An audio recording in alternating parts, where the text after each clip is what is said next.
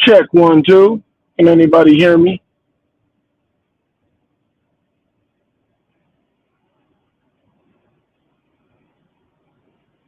Tay Taco, Tater Taco. All right. So we got this rolling. Trying to figure out.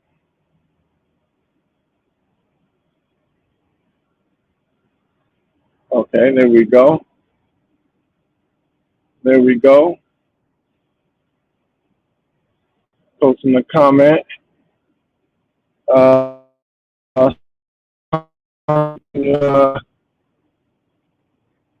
so basically doing this. I know this is early. I am at work, and I've been trying to get a Twitter space going. And I thought to myself, why don't I just do this in the morning?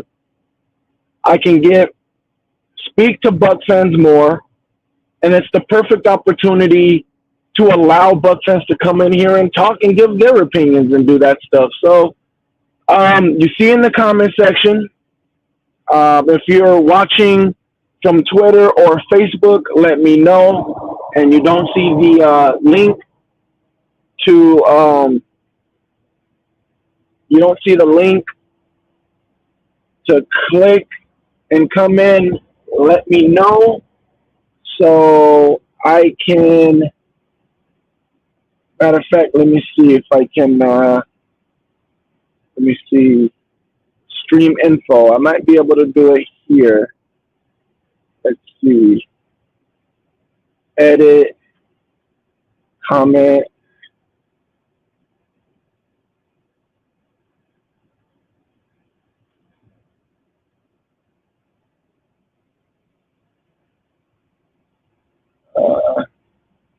Trying to see if I can put it.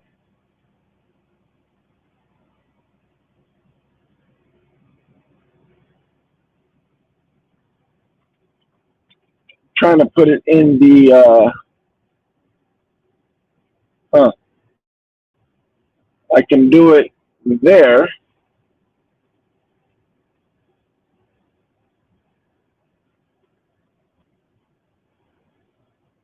I can do that there.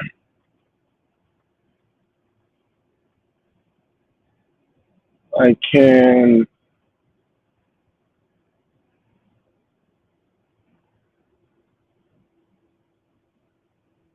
do it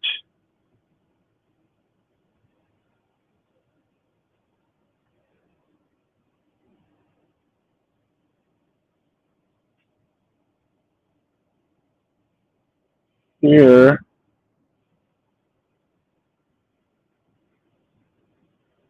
Oh my God, come on. Victory, victory, Monday.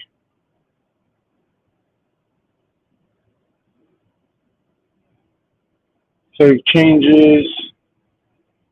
Now, what about, for some reason I can't. Okay, well, I'll just have to, if anybody is on Facebook, you'll just have to let me.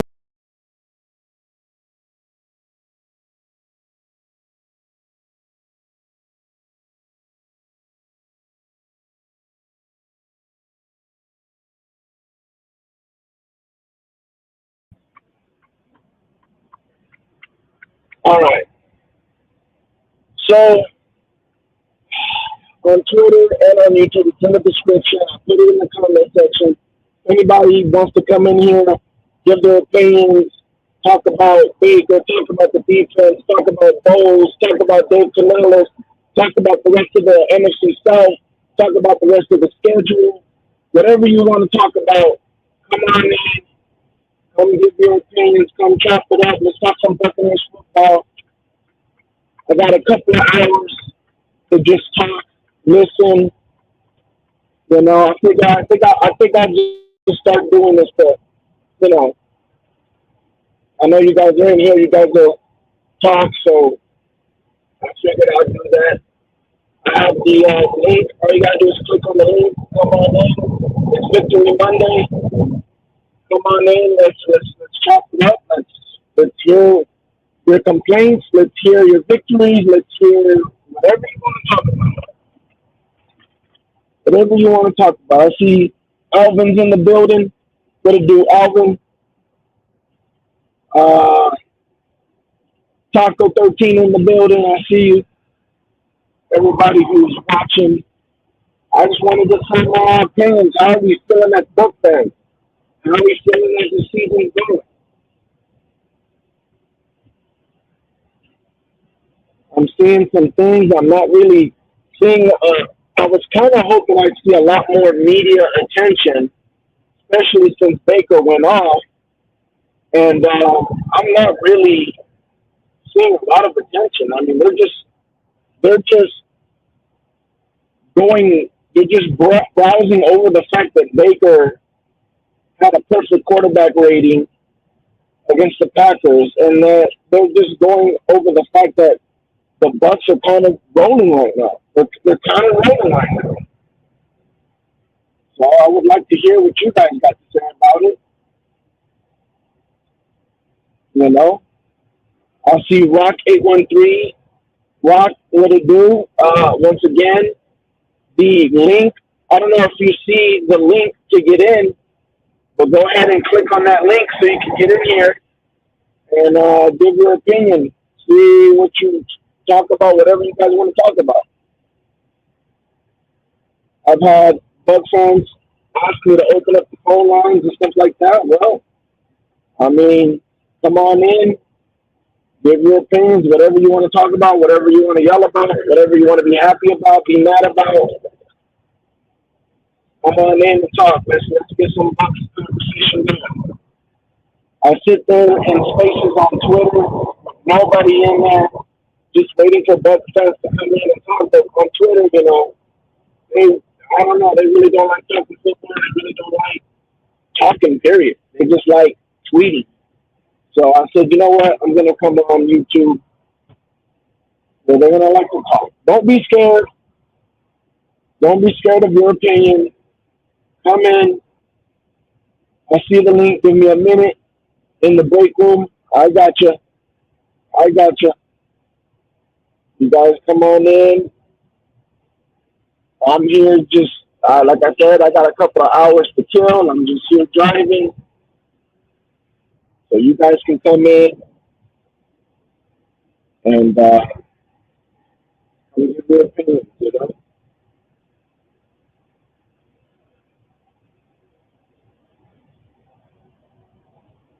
Victory Monday. I feel good. I feel good. I'm very um, interested, I guess I can say. I am very interested to see how we will look next week. And I believe that what's his name?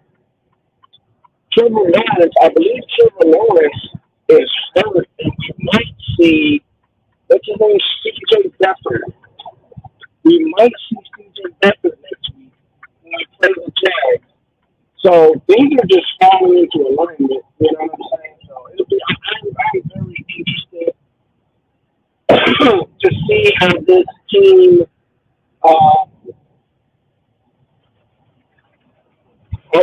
responds next week. Also, we had a interview. We had an interview, and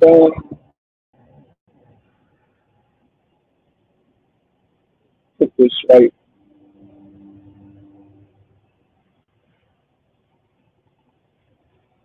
We had an interview, and they basically hounded Todd Bowles, the reporters. They wanted answers about Devin White. Now, there are some rumors and stuff going around. Um, I wouldn't even know. Honestly, I wouldn't even say rumors. I would say this. Uh, Richard Sherman on Undisputed today. Was it Richard Sherman? Yeah, that's to have been Richard Sherman because I remember thinking, okay, he definitely has some ears in the locker room that he could actually say.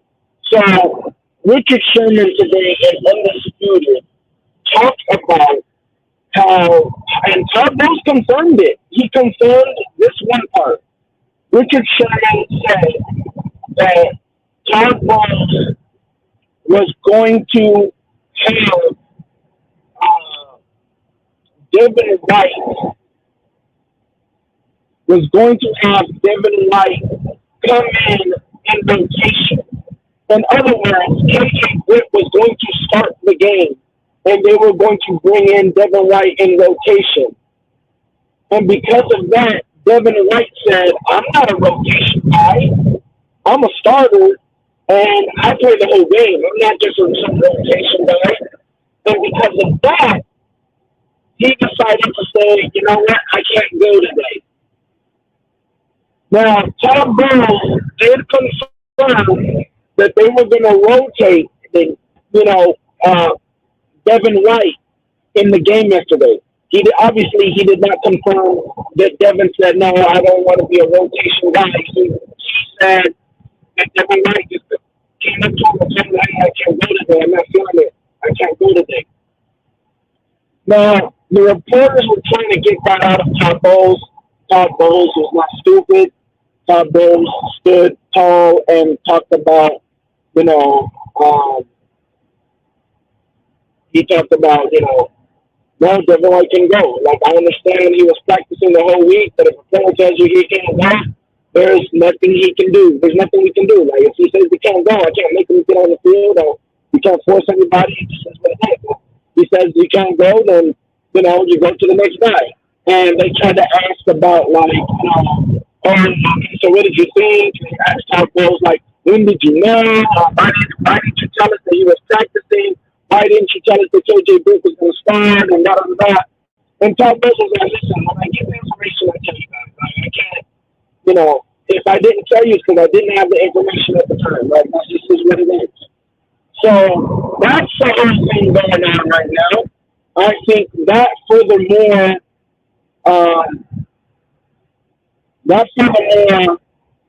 shows that the time is gone.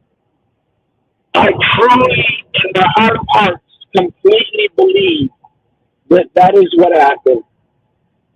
Again, Richard Sherman said it. Todd Bowles confirmed the part of he was going to come in rotation. And Richard Sherman said that Devin White was like, nope, I'm not a rotation guy. I'm not playing like that. And so I'm just going to say that I can't go. And I completely believe that that's what happened. As much as it hurts me to say, as much as, I want everything to be all gravy and good, I truly believe that Devin kind of went selfish with it and said, nope, I'm not a rotation guy. So I think that is the nail in the coffin. We will see what happens with Todd Bowles and Devin the rest of the year. I definitely do not believe he is coming back. We got 6 people in here once again. If you don't see it, let me know. I will post it again. But in the description box and also in the comment section, I sent a link. Click on the link. Come in. Give me your opinions on Victory Monday. Give me your opinions on the Bucs yesterday. Give me your opinion on the NFC South, the rest of the schedule, playoffs, anything football. The drama with the Bucs right now. Whatever your take is. This is your guys' space. I'm not doing nothing but driving. I want you guys to come in here. And you don't have to be one at a time. Y'all just come in and stay in here and talk. Just come in. Everybody come in here and talk, It ain't like one at a time. Everybody that wants to come in here and say something, come in here and say something. We can talk as a group. This is basically Buccaneers Roundtable. So let me know. If you're watching this through Facebook, you have to let me know if you want the link. because I was not able to put the link in the description box on Facebook. So I would have to physically go into Facebook and drop the link. So if you're watching through Facebook and want the link, let me know and you can come on in. I'm not here to debate anybody. I'm just here to let you guys talk and give your opinions and give you guys what you guys think, your feedback, your conclusions, all that stuff. Come on in here, jump in here, let me know. Waiting for some people to get in here. Rock said he was going to jump in here later. Then he gets out of the break room. I don't know what's going on. I'm still just waiting. So, yeah, trying to get some Buccaneers roundtable going, some good Buccaneers roundtable going. So, come on in here. Let me know how you guys are.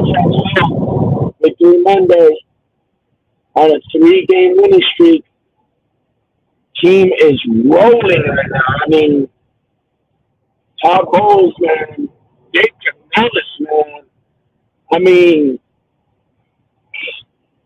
I hope some of you guys understand how pretty this is looking right now. Our season is not pretty. Our season is what we needed to go through. Like, for real, for real.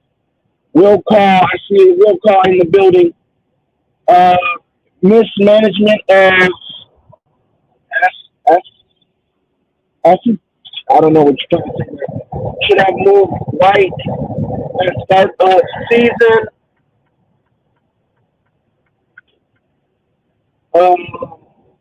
A fifth round pick would have been better than nothing.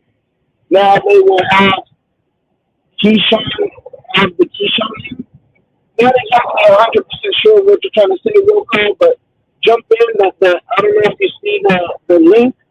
Come in, give your opinion. I would love to hear more about what you're thinking and what you're trying to say. Come on in. The link is in the description box, and also the link is in the comment section.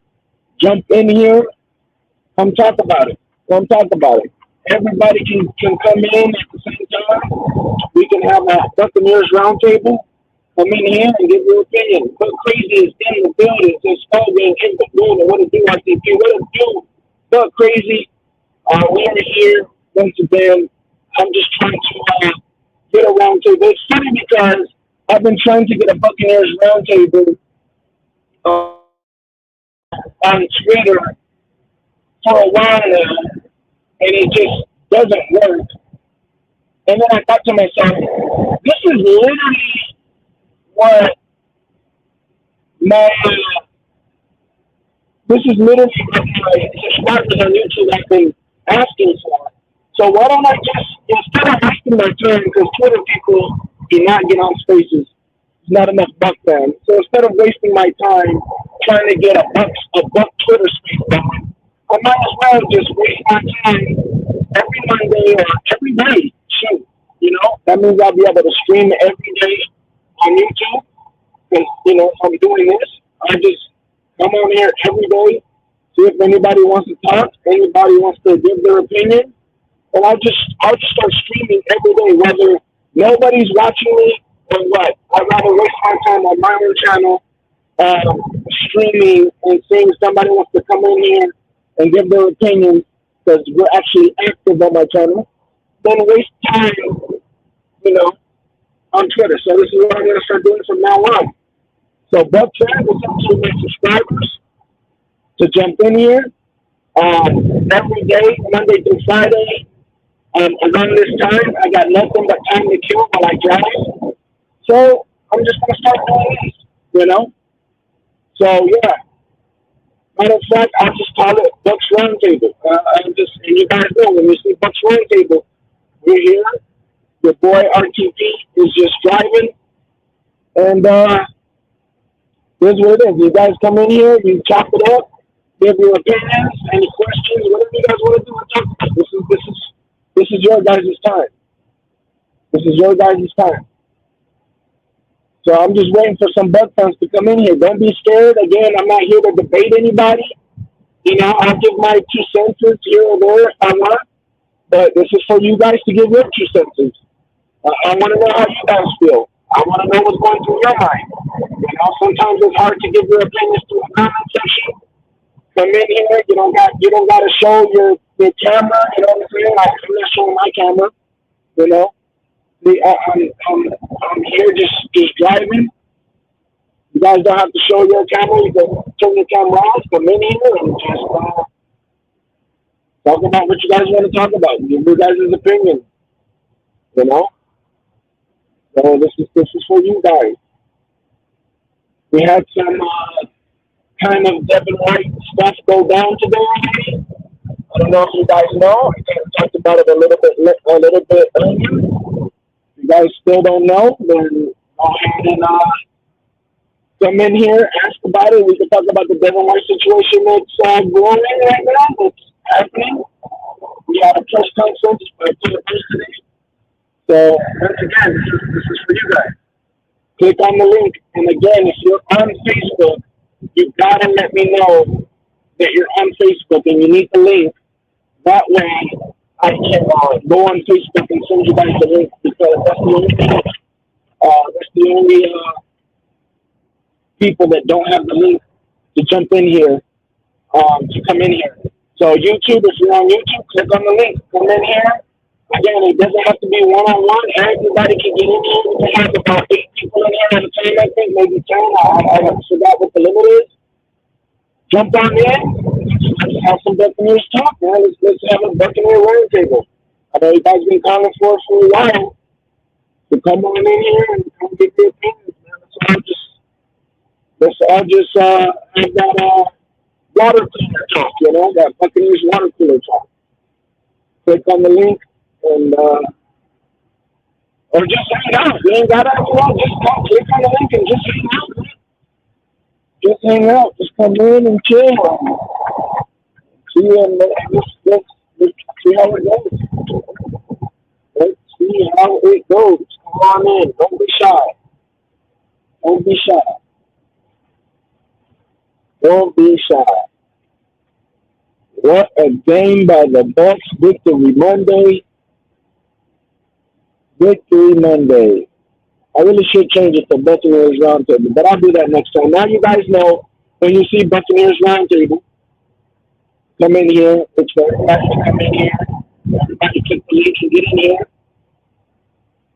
And let's just kick it and, you know, shoot the clock and talk some Bucs football. But yeah, yesterday, man, Baker haters come in here. Baker lovers come in here. Like everybody, let's come in here, let's chop it up. We're going to do a bunch of stuff talk, man. Like, let's chop it up. Great freaking, you know, if you want Top Boys fire, come in here, let me know your opinion, why, give me a reason. If you like Top Boys, get in here, tell me why, you know what I'm saying? Like, you want to pay Baker Mayfield? Should he pay Baker Mayfield? You know what I'm saying? After the performance he just had, should he be a quarterback for the future? Should he just be a bridge quarterback? You know what I'm saying? Like, those are what should Dave Canales be the future head coach for the Buccaneers? I know the answers to a lot of these questions, but you know, that's all chopped up. Let's see where it goes. Let's hit the link, come in here. Let me know what you think. Let me know what you think. Don't be scared. Buccaneers Roundtable. This is your guys' space. We got 9 people in here. Click the link and come on in here. Let's start chopping it up. Will Carl says, I'm trying to join stream with will keep blocking my microphone. Huh? The stream keeps blocking my microphone. Huh. Well, it doesn't. First of all, it doesn't say you're trying to join because you would pop up here. I think if you're trying to join through the phone, once again, you don't have to join through a computer. You can join with your phone. You can join through your computer. You can join anytime you're watching this, you can join in here. So if StreamYard's not blocking your microphone. If you're trying to join through your phone, it's probably something in your phone settings that's blocking the microphone. I see Brent O'Neill in the building. What it do? I said, what up, bro? Once again, man, we're just chilling. I'm putting a stream up for Bucs fans to come in here. You know, multiple Bucs fans at one time. This is not a, you come in here and you talk to me. I'm trying to get everybody to join. We can have up to 8 people, maybe 10 people join at the same time and just have a Buccaneers roundtable. Man, it's Victory Monday. How we feeling? You know, we can talk about Devin White. We can talk about Todd Bowles. We can talk about Tom Brady. We can talk about Baker. We can talk about Kyle Charles. You know, Dave Canellis. Whatever you guys want to talk about, man. This is your guys' space, your guys' roundtable. I just want a whole bunch of Bucs fans to get in here and just either vent. You can talk about something you're mad about, something you're concerned about, something that you're happy about, that you're excited about. Whatever you guys want to talk about, man. I'm not here to debate you guys. I'm not here to tell you you're wrong. I'm just here to put a space together where we can have some Buccaneers football talk. Will says earlier I meant mismanagement of assets. Wright should have moved Devin before deadline. Well, come on in and let's talk about it. Well, come on in and let's talk about it. Hit the link. Come in here and let's talk about it. You might be onto something here. I would like to hear more of the explanation. I would like to hear you break it down. I would like to hear you break it down. You sound like you got some stuff on your mind. We can talk about Jason Knight. Come on through. I can barely hear you, bro. It might be on my end though. Okay, well, everybody else barely hear me, or can everybody else hear me just fine? Let me know in the comment section. Because if you guys can barely hear me, then I might need to fix something or do something. Can you guys barely hear me? Let me know. Put in the comment section. Let's see. You guys should be able to hear me good.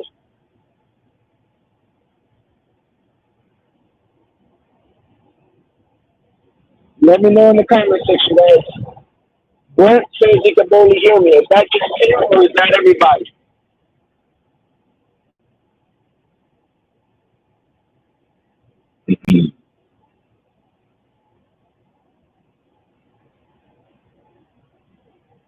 Should be good. I'm waiting for you guys to let me know in the comment section. Maybe you guys can barely hear me.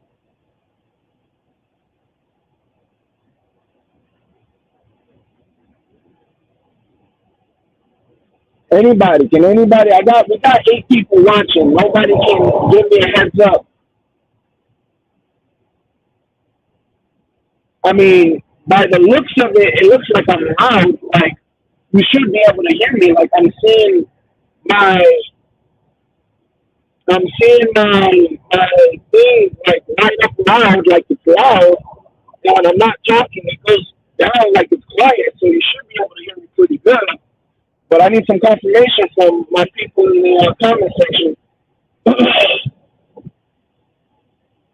Let me know, guys. Once again, I put the link in the description. And so we got 9 people watching now. I put the link in the comment section and in the description. I'm just waiting for some people to come in here, man. Come on in here and give your opinions. Do not be scared. I'm waiting. I am waiting. I haven't seen anybody jump in here yet.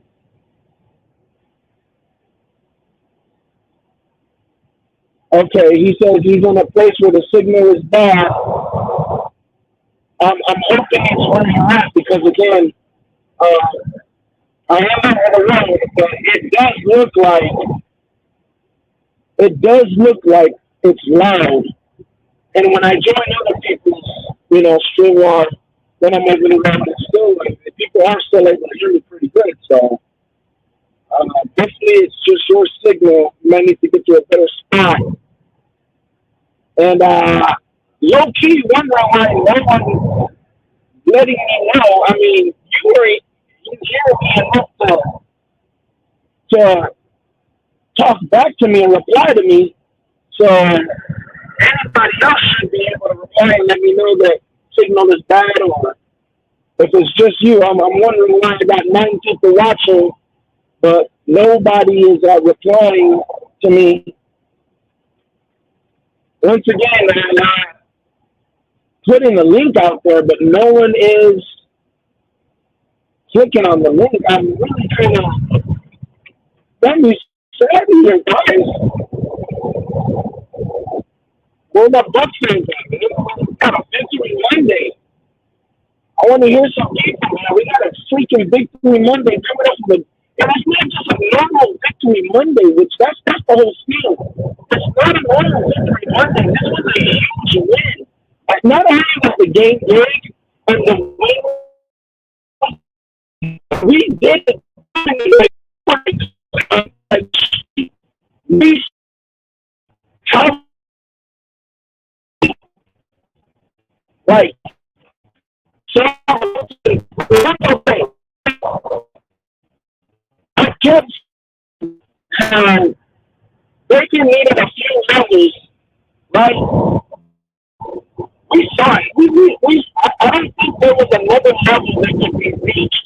That's how good Baker Mayfield was yesterday. Offensively, I kept telling you guys about the levels to this offensively, like where we can be at, with the level we can be at offensively.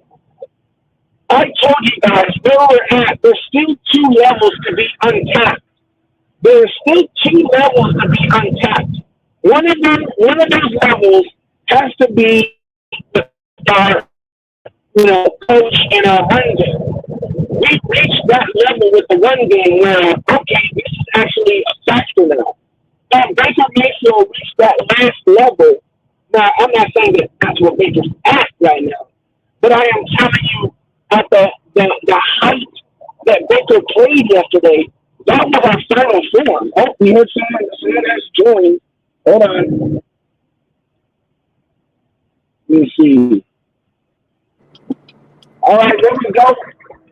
All right, bro. I had to switch phones. You can be heard, but it's a lot of interference. It sounds like you're too close to the mic or something. I don't know what it is exactly, but it's kind of distorted with the voice. Okay. Does it sound better like this? I mean, yeah, it sounds a little better. Is it better like this? Or okay, I was yelling because I'm in a truck. Gotcha. I was yelling because I'm in a truck, and I didn't think you guys would be able to hear me, but I guess it hears me too good, so I was kind of blowing up the mic. Yeah, that sounds better than me. I can't speak for nobody else, but I'm driving too, so it is what it is. But what I was gonna say, man, you remember Keyshawn, how they had to send Keyshawn home all them years back? Yeah. That's what I'm saying. They're gonna have to do with Devin. But he made it clear in the offseason he wanted a trade. He came out, he asked for it publicly. They should have moved him then. Now you're going to end up losing him, your 5th overall pick, for nothing. In my opinion, the Bucs ain't in no place to be losing guys drafted that highly for nothing. Well, I will say this before we continue. Anybody else that wants to jump in here, again, this is not just me and Will situation here. Like, anybody can come in here. We can have about 8 people in here and have a nice Bears roundtable. So if anybody else wants to jump in here, just click on that link and get you in here, and we can all discuss this and talk about this and many more subjects. But on that subject, well, yeah, I mean, at the very best, that would have been, now that we know, what the situation is, and now that we know what we're pretty much going to do, that would have been the best scenario. We didn't capitalize on that. To Jason Light's defense, or Todd Bowles' defense, I think they wanted to play it out, and they wanted to see if they can save that pick. Unfortunately, it's looking like it didn't work out, or it wasn't going to work out, and now we got to deal with it. But correct me if I'm wrong. I could be wrong, but I believe, depending on whatever contract he gets, we mandatory pick after that, right? Yeah, I mean that sounds right. I know about the comp picks. The Bucs don't seem to be very fortunate when it comes to comp picks. But Yeah, even though, with Light making a decision, how confident are you that he's gonna make the right choice? the right choice to what? Not signing? No, with the comp pick. Say we get a decent comp pick for losing Devin White for free. Just I'm not sold on Light's drafting. It seemed like he do okay in the undrafted with undrafted guys, and then he hits on the obvious pick. The Tristan Wirfs, the Mike Evans, those guys, the obvious picks. They seem to do pretty well with that. But finding those guys between rounds 3 and 5, I'm not confident that they're gonna be able to find anybody. I mean, Yaya aside, this year's picks seem to be working out pretty well. But I mean, you're talking about one third-round pick from Or you're guys that talking drafted. about, first of all, Antoine wasn't the obvious pick. Antoine was looked at like, oh, he's a good prospect, but let's be real. If you're not taking in the first round, no one's looking like for sure it's gonna come out. You know what I'm saying? Evans, I definitely believe that was an obvious pick. But again, first rounders are most of the time an obvious pick. But you look at Zion, Zion was an obvious pick. He's looking like he's hitting on that. Gedeke, that was an obvious pick. You know what I'm saying? Like we looking good at that. I think Jason has been outstanding. I really been questioning Jason. The only time he's really had a bad draft since we had Bruce Arians was the COVID draft. You know what I'm saying? And that was basically him having to pick players from the year before because a lot of players didn't have tape that COVID year of college football. So, and that was the Joe Tryon pick. So, right now, I'm not too mad at different like picks. Yeah. What's going on, Al? What's going on, Big Al? What's going on, Jackson? Once again, I see Jackson's on Facebook. Once again, man, if you guys want to jump in here, this would be Buccaneers Roundtable Victory Monday. We got Will in the building in here chopping it up with me. We just, speak on different subjects, Buccaneers subjects, anything you guys want to talk about. Click on the link, jump in here. Jump in here. We're all just talking and chopping it up. So just jump in here and give your opinion. Right now, we're talking about Jason Light. Will's not too sure about Jason Light and his drafting. He's a little worried about it. So that's what we're talking about right now, but we can talk about whatever. So you guys just click on the link and jump in here, man.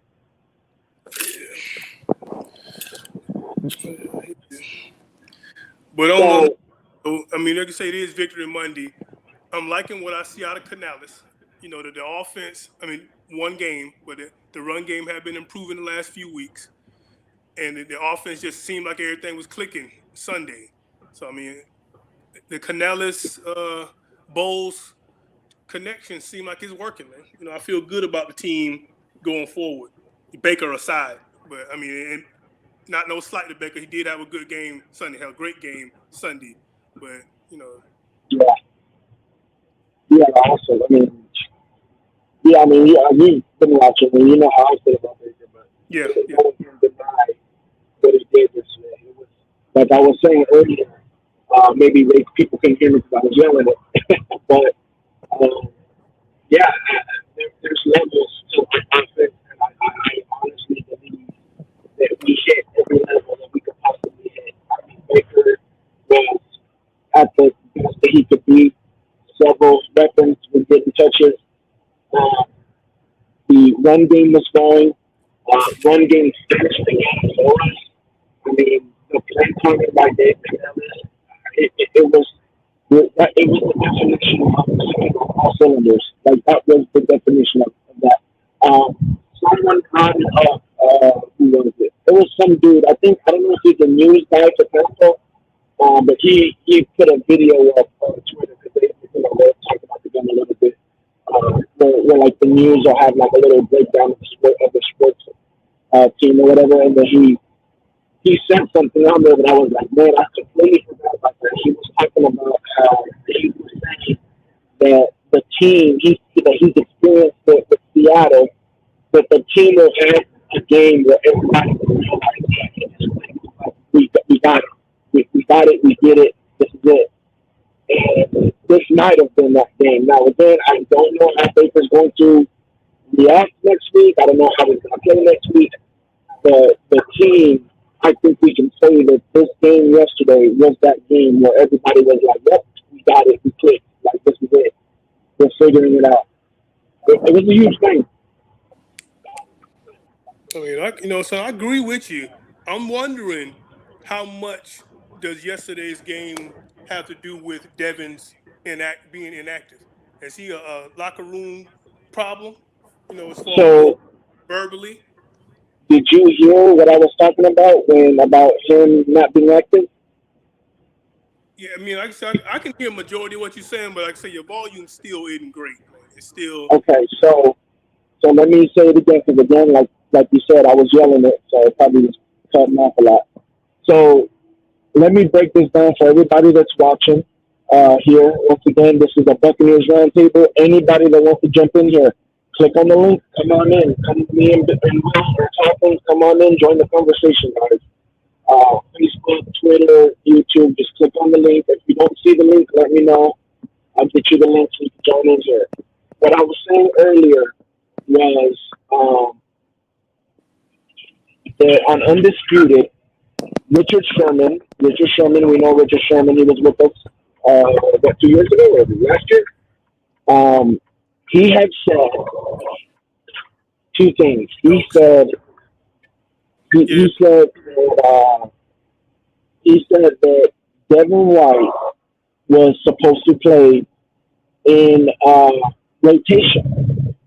He was supposed to come in and out of the game in rotation. KJ Britt was going to start. KJ Britt was going to start, and Devin White was going to come in rotation.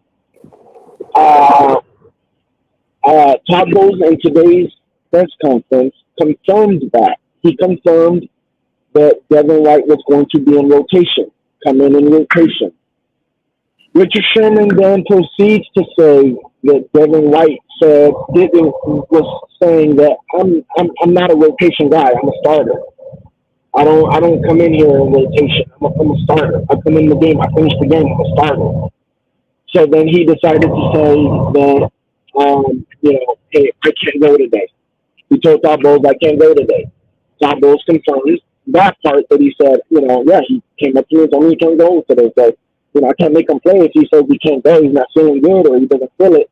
He can't go. So, he said he can go. So we went with KJ Britt. Now, we don't know for sure if Devin was really like, oh, I'm a starter. I'm not going to come in rotation. So I'm not going to play. I can't go today. We don't know that part for sure. That's what Richard Sherman said. Now, I do believe Richard Sherman still, we all know he got contacts in that locker room. So it does not surprise me. I completely believe that's exactly what happened because it makes a lot of sense when you talk about Devin White practicing all week. It makes complete sense. And the fact that happens lets us know that it is the end of the road. It is the end of the road. One, I will salute, and I think a lot of Bucs fans should salute Todd Bowles, because to sit there and say we're going to bring you in rotation because KJ Britt has been doing what we want out of that position is big. It's big. It shows that, when people say that Todd Bowles favors Devin and he doesn't hold his players accountable, I think we can let go of that narrative. We saw it with Ryan Neal. We saw it when he put Carlton Davis out there for that pathetic performance. And now we saw it with JTS when he put Yaya in the starting role. And now we're seeing it with Devin. And I have to say this. I don't know if people are going to agree with me on that. But when people talk about this defense not looking the same and getting worse, I don't believe that it's gotten worse. I believe that Cowboys have had to deal with a few things. Injuries being one of them that a lot of teams have to deal with, so that's not an excuse. But I do believe Bucs also this season have had to deal with um, big heads, people that their heads got too big, people that got their money and started relaxing. And I called out Jamel Dean last night because I saw that from Jamel Dean. I saw someone who looked like they were lost, who didn't care, who wasn't trying. I saw Jamel Dean get yelled at by D. Delaney on a play. D. Delaney started yelling at him and telling him, like, what are you doing? And then they showed the replay, and it looked like Jamel Dean wasn't in position where he was supposed to be. And not only that, but after the guy caught the ball, he didn't even run after to try to tackle him. He just was like, oh, well, the guy in front of him will end up getting him and just let him go. Like, there's some things going on with some of these starters, and I think it's little by little it's getting taken care of. Carlton Davis got his butt whooped, and we saw him get better since then. I think it's now time for Jamel Dean to get a wake-up call, and I believe he will when Carlton Davis is healthy and Jamel Dean is healthy, and all of a sudden Zion is going to start over Jamel Dean, and that's going to be his wake-up call. So, yeah, I don't care that we just paid you. If you're not doing your job, you will get replaced. So we just saw it with Devin White, and a lot of people didn't think we'd be able to see that with Devin White, and now we just saw it happen with Devin White. So King Cook in the building, I see you, man. Come in here once again. This is the Buccaneers Roundtable. I'm here kicking it with Will. We just chopping it up. You see he's chilling at the pad. We just chopping it up. This is not a debate or nothing. We just Bucs fans all in here together, just giving our opinions. Man, click on the link and get in here. Tampa Bay Rays sports fan, I see you. Same thing, man. Just click on the link, jump on in here, and come chop it up. We just giving our opinions and talking about it. Well, so what do you think about what I just said? Yeah, I mean, I totally agree with you. I'm surprised to see it with Devin. I mean, but you called this, 2-3 weeks ago when he had the press conference and said, kind of started calling players out, and that proved to be true. But with Devin's draft cachet, most teams don't sit guys that were 5th overall picks. I mean, it's easy to sit a Carlton Davis. It's easy to sit a Jamel Dean.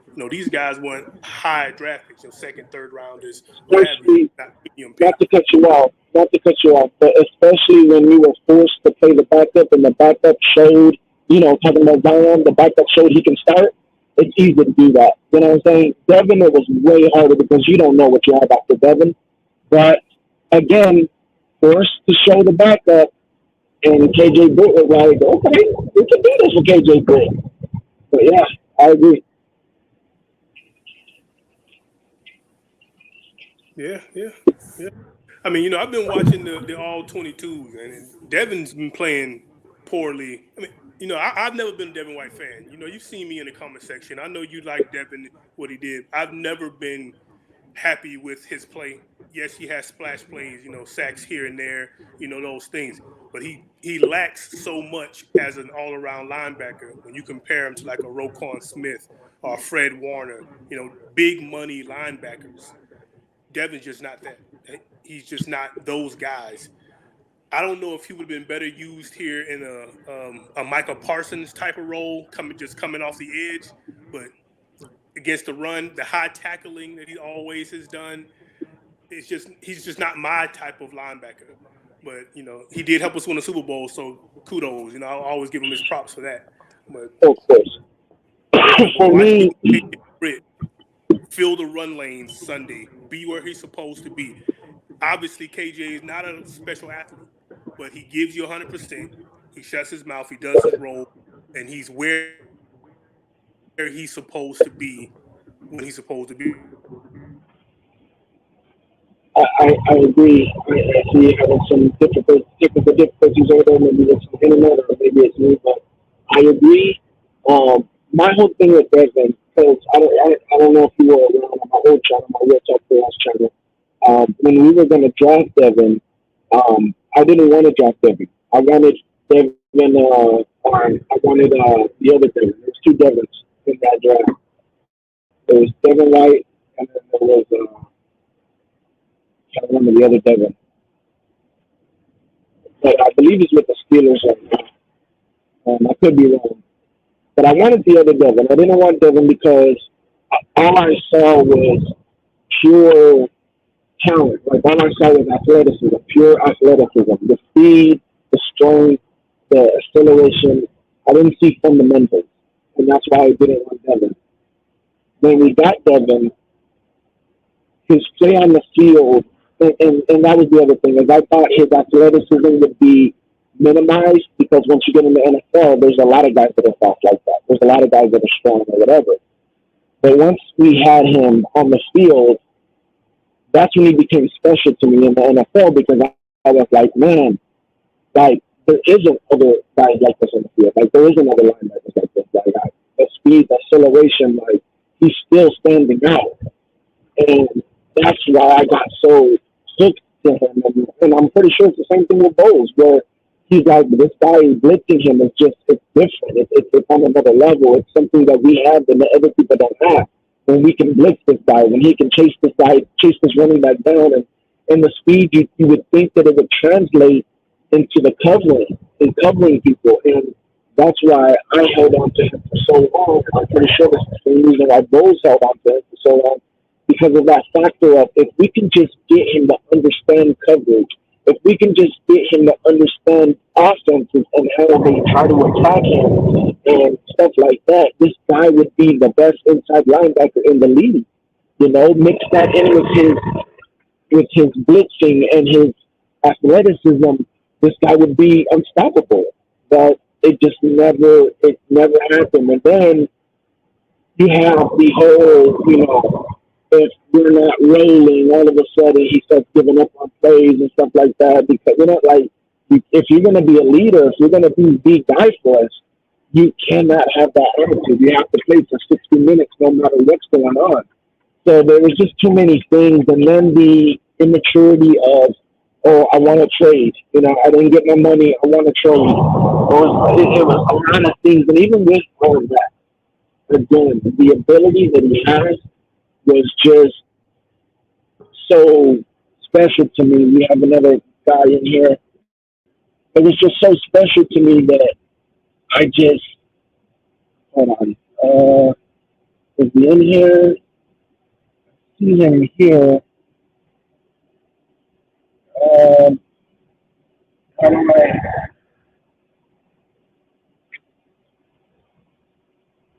I'm trying to get Tampa Bay Rays fans. It's not allowing me. There's something's going on with the Tampa Bay fans. It's not allowing me to add you. Try something else to come in a different area or something. It's not allowing me to add you. So there's something on your side. I remember it wouldn't let me add you when I was on the computer as well. So something that you're doing. But to continue what we were saying was the ability was just so much that made me hold on to him. But after, and I think again, I believe this is the same thing with Todd Bowles. After seeing KJ Britt and realizing like we're not losing that much with out Devin White on the field. Like the only thing we're really losing is the blitzing factor. That undeniable. Once we blitz him, he's a problem.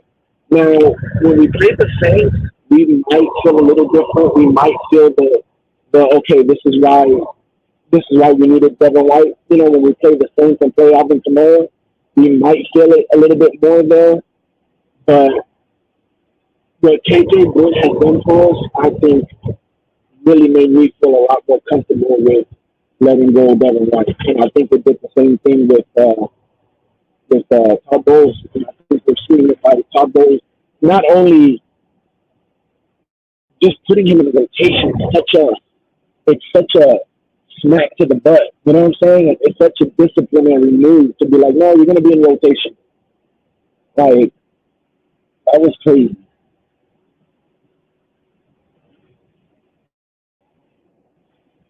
Let's go to some of these comments real quick. Once again, we got Will in the building chopping it up with RTP here now during this Buccaneers roundtable. We're trying to get everybody in here, so just click on the link and jump in here, man. We're not talking about anything specific, whatever you guys want to talk about. Let's see. Dean plays so soft. My question is, why does he have that C on his jersey? Okay. He says, why does he have that C on his jersey? I believe we're talking about Devin White now. Sometimes. And jump in, Will, whenever you want to jump in. You can cut me off.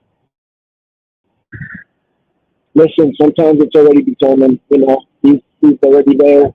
He's supposed to be one of the leaders. One thing is Devin doesn't have a problem being loud.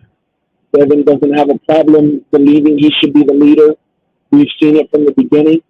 You know, there's some people that just feel like they have the right to be the leader just because of the position that they're in. That's kind of where Devin was at. When we win games and you see at the end in the locker room when we break down, and then 1, 2, 3 Bucs, who's usually doing that? Devin White. You know who did it yesterday? Levante David. So even though we knew Levante David was the leader for our defense, we've been trying to push Devin and trying to put him in that leadership role to take over after Levante, and we felt it. Bucs fans have felt it every year that we've been trying to get him to take over from Levante, but he just can't take over from Levante. Levante wants, and that's the bad part. Levante wants him to take over. Levante don't want to be a leader. Levante's a quiet guy. Levante wants somebody else to do the talking and somebody else to get mad and somebody else to yell at people and break down. He doesn't want to carry that torch. And even though we've been trying to get Devin to carry the torch, and yeah, he might be breaking us down. Yeah, he might be having a C on his chest. We all know it back then. We all know. That locker room knows who the leader is. It's Levante. When push comes to shove, they all look at Levante. And that's just what it is. So that's why he has the C on his chest. And that's why, when someone has a C on their chest, most of the time, not all the time, but most of the time it doesn't mean anything. But yeah, that's how I feel about that.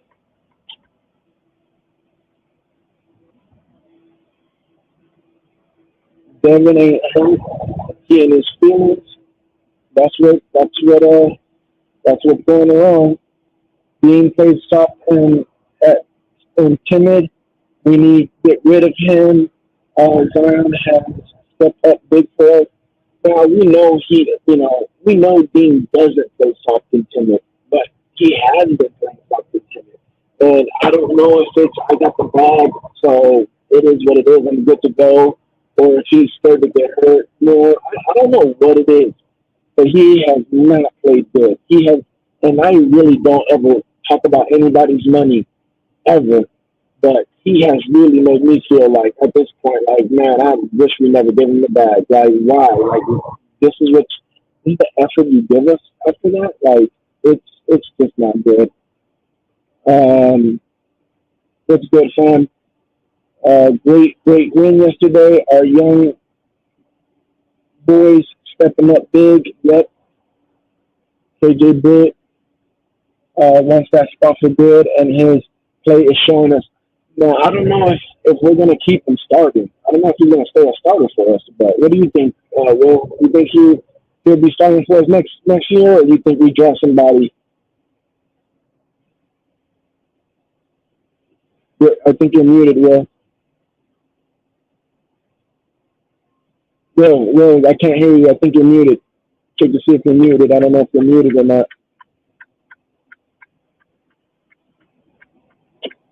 Hit the mute button and then unmute maybe. Might be your connection.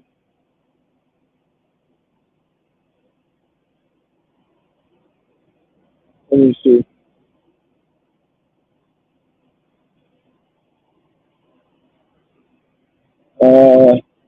Yeah, I don't know why I can't hear.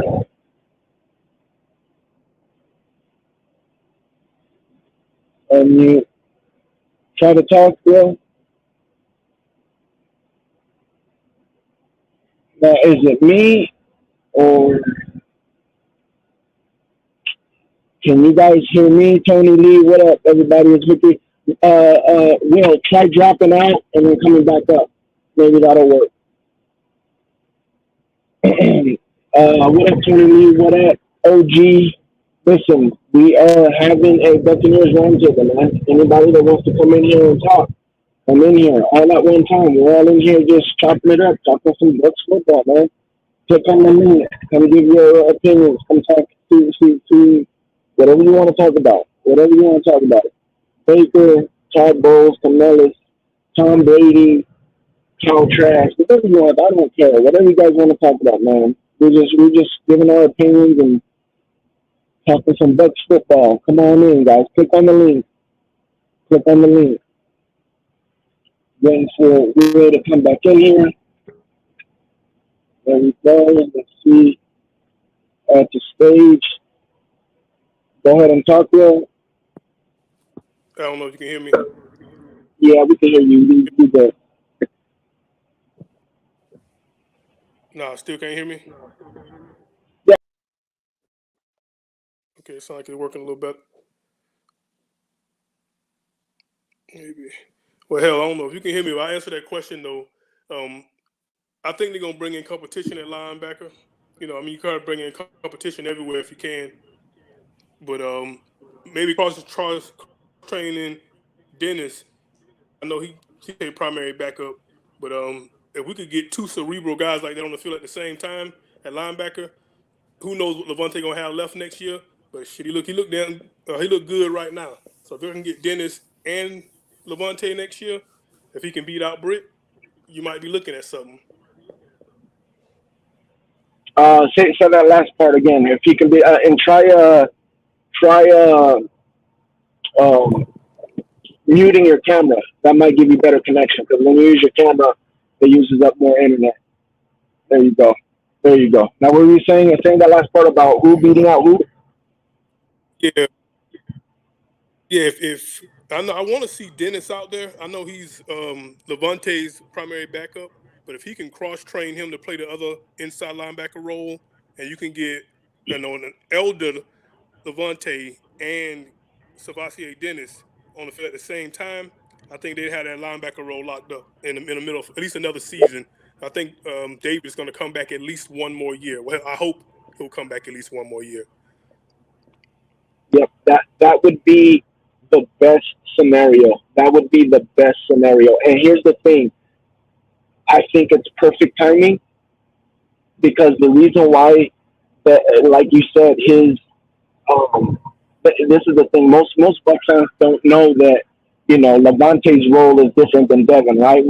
They think it's just Devin can't do what Levante does, but we're not asking Devin to do what Levante does. We're giving Levante a different responsibility than we give Devin. Now, you would want your linebackers to be able to do both responsibilities, but they have Savasier learning what Levante is doing. So he's, like you said, he's behind Levante. He's learning his role. So that's because if we don't have Levante, then we would probably have Devin and Savasier. Now, the fact that we're not having Devin next year, that changes something. But I think exactly what you said would be perfect because you would want to cross-train Savasier to be able to do what Devin does, because I think he is a better mixer than KJ Britt. And I think he's a little bit faster. I think he could do Devin's job better than Britt can, I believe. But that would have to be for next year when they cross-train him, which not only cross-training him to take over Devin's position, but I believe that if we get another linebacker, now the next linebacker that we get will be able to be like, okay, this linebacker can also do Levante's job, or no, this linebacker can't do Levante's job. He can only do Devin's type of job, but we have Savasier that can do Levante's job. So now they give them flexibility to go get whatever linebacker. Does that make sense? They can go get a Devin White type linebacker, or they can go get a Levante because Savasier, now that he's been cross-trained, he can do both. And not only that, if he does take over Levante's position as maybe the leader or whatever, having the green dot, he'll know more of the system because he knows what he's supposed to do, and he can do what Levante has been doing for Devin, which is let him know what he's supposed to do, where he's supposed to fit. You get what I'm saying? So it works Right. for two good reasons. Cross training so he can either take Devin's position or so he can just know both linebackers position and be able to help a rookie or maybe a second year player the next the following year to take over Devin's or Lavante's position, but either way. Yeah. Yeah. See, I totally agree with that. I mean, obviously, having them two cerebral guys in the middle of your defense gonna help you out, no matter how you look at it. But that was my main problem with Devin from the start, is I felt like we had a dime store Devin in Quan Alexander Yeah, before. When we let Quan walk that year, his skill set to me mirrors what Devin White does. Except you yeah, got Quan in the 4th round and you spent the 5th overall pick on Devin. And yes, Devin's a tier up as far as athlete, but production wise, yes. they put up about the same. You know what the difference was? Quan was all heart. Quan was Right. all heart. Quan did what he did, the same type of plays that Quan made, the same type of plays that Devin made. The only difference was Yep. Devin did it with all athletics. It was all natural, God given ability. Quan had to work Right. very, very, very hard to be able to do that stuff. Quan had to work very, very hard to be able Right. to get in position to get interceptions or cover somebody. He didn't have the God gifted ability that Devin had, but it was all hard. That boy Quan works very hard on his craft. He just doesn't have that NFL given ability that for the speed and acceleration and all that. He has to know more than Devin does. Devin is able to do everything Quan is able to do just because of his ability. Just simple fact of, oh, you're doing that, okay, I'm so fast I can react to anything and still get there. You know? That's the difference. Right. Right. Like I said, and that, see, for me, that difference is the kind of player I want. Quan, I Yeah, think, would have came in and played that part-time role and yeah, just and proved that he needed to be the starter versus a Devin. Like, oh no, I'm too good for that. I'd rather yeah. not play than be part-time because he, like I said, he's top 5 pick. I mean, give me a team full of Quans, and Yeah. you keep your Devins, keep your spoiled guys. Give me a team full of Quans. I mean, that's the, yeah, I don't think people can argue with that, man. And that's what that's been the problem in our defense. It's dog. It's dog. Give me some dogs. I want dogs. You know what I'm saying? Yeah, I want you to have ability. I want you to be able to be athletically gifted or whatever. But if they don't have a dog in them, it's a waste. It's a waste. And these guys, these young guys, again, something that Pablo has to deal with. A young defense that already went all the way to the mountaintop. You know, they already went to the mountaintop. Right. They already were Yeah. the best defense and won a Super Bowl. Now they got their back. It's Yeah. hard to get those young kids motivated. They came into the NFL and said, "Oh yeah, I knew I was good." You get what I'm saying? They went from high school knowing they were good to college knowing they were good, and then they went into the NFL and said, "This is easy."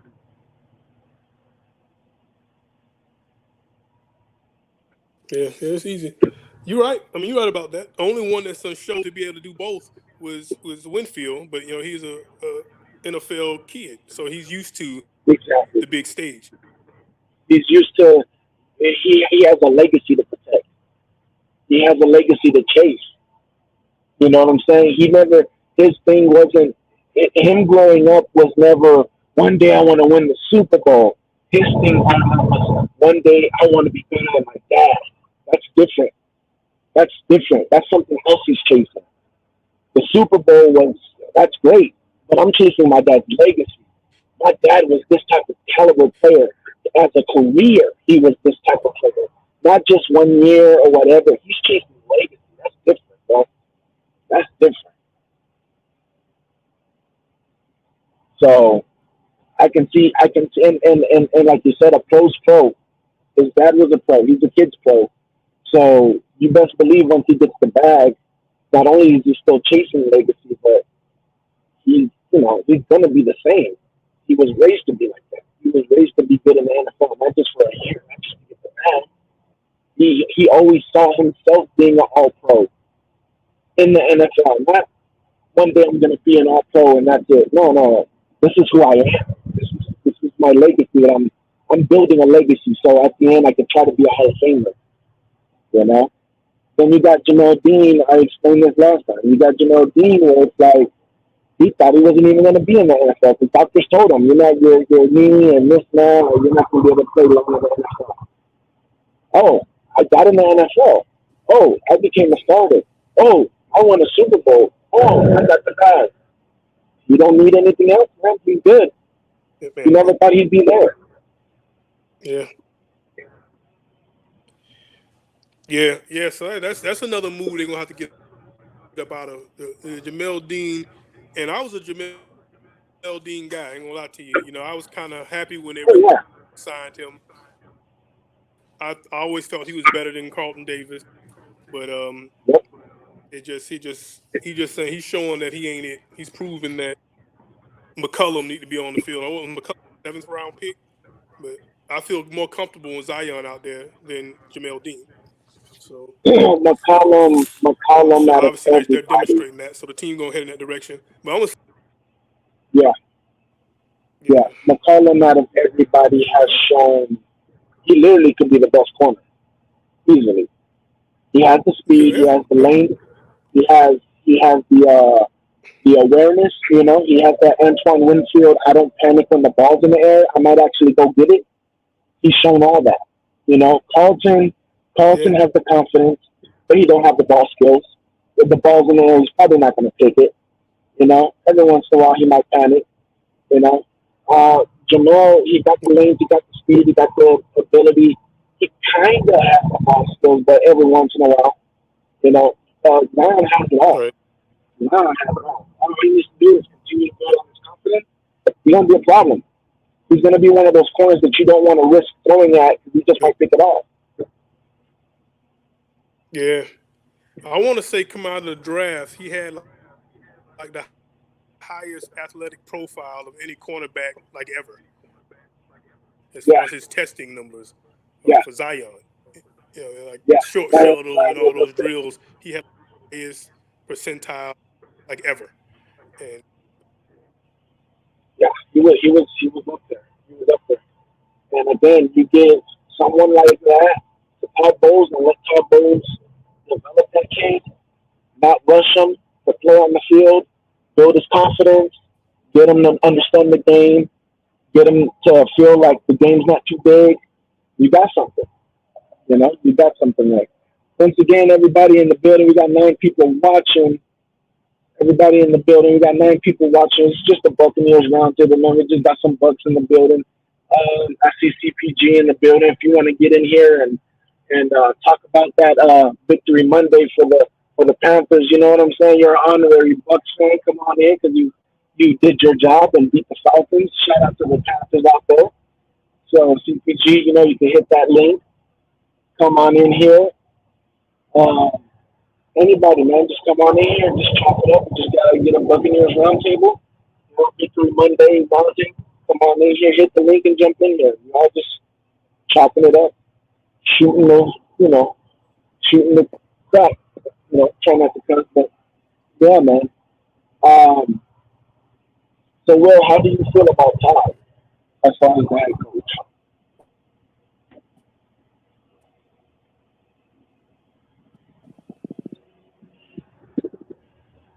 You there?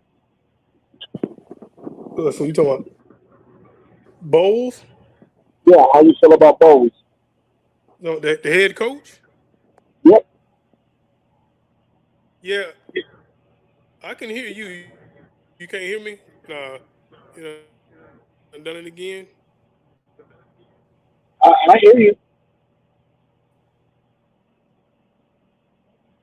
Yeah, man. I like Todd Bowles. You know, I'm never going to be a person to advocate a brother losing his job.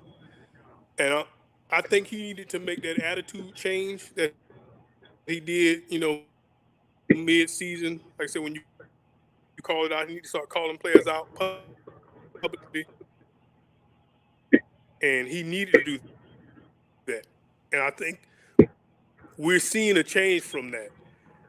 What I was going to allude to earlier, the Chris Godwin's wife comments.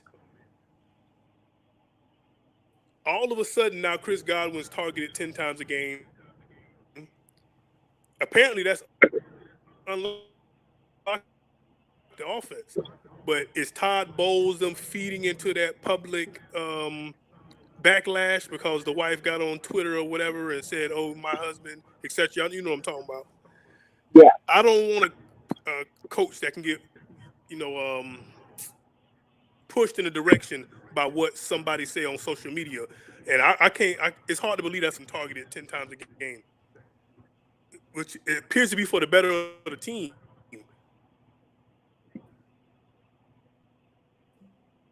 But that's just a lucky coincidence. What you think about that? I don't think it's a coincidence at all, but I don't think it has to do with Todd Bowles. I think Todd Bowles has been the exact same coach from last year till right now. I think we've seen it, whether you're talking about Ryan Neal, whether you're talking about, JTS. No one was really complaining about JTS. I mean, I think it was like 1 week where people were talking about Yaya needs to start, and all of a sudden, like 2 weeks later, Yaya was starting. So I don't think there was really no fire for that. I think it was just Todd Bowles saying, yeah, they need to start. You know what I'm saying?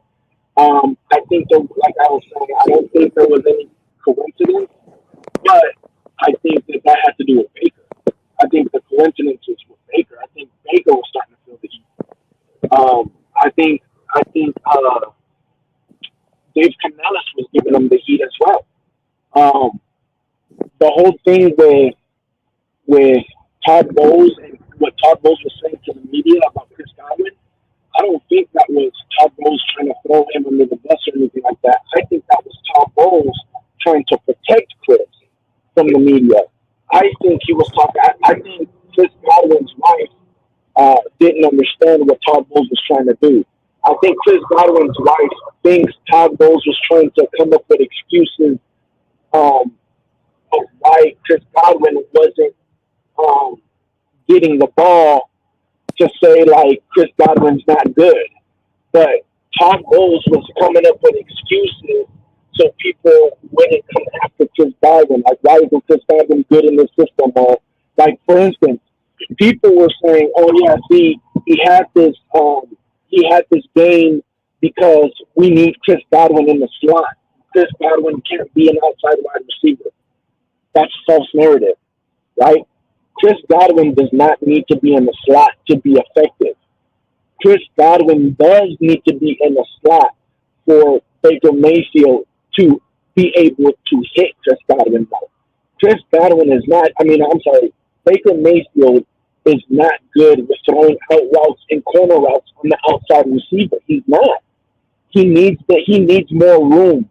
So Chris Godwin being in the slot, or not even being in the slot, but being the outside receiver, but being close to the line, helps Baker Mayfield, because when he does out routes, or when he does a corner route, it gives him more room to play with.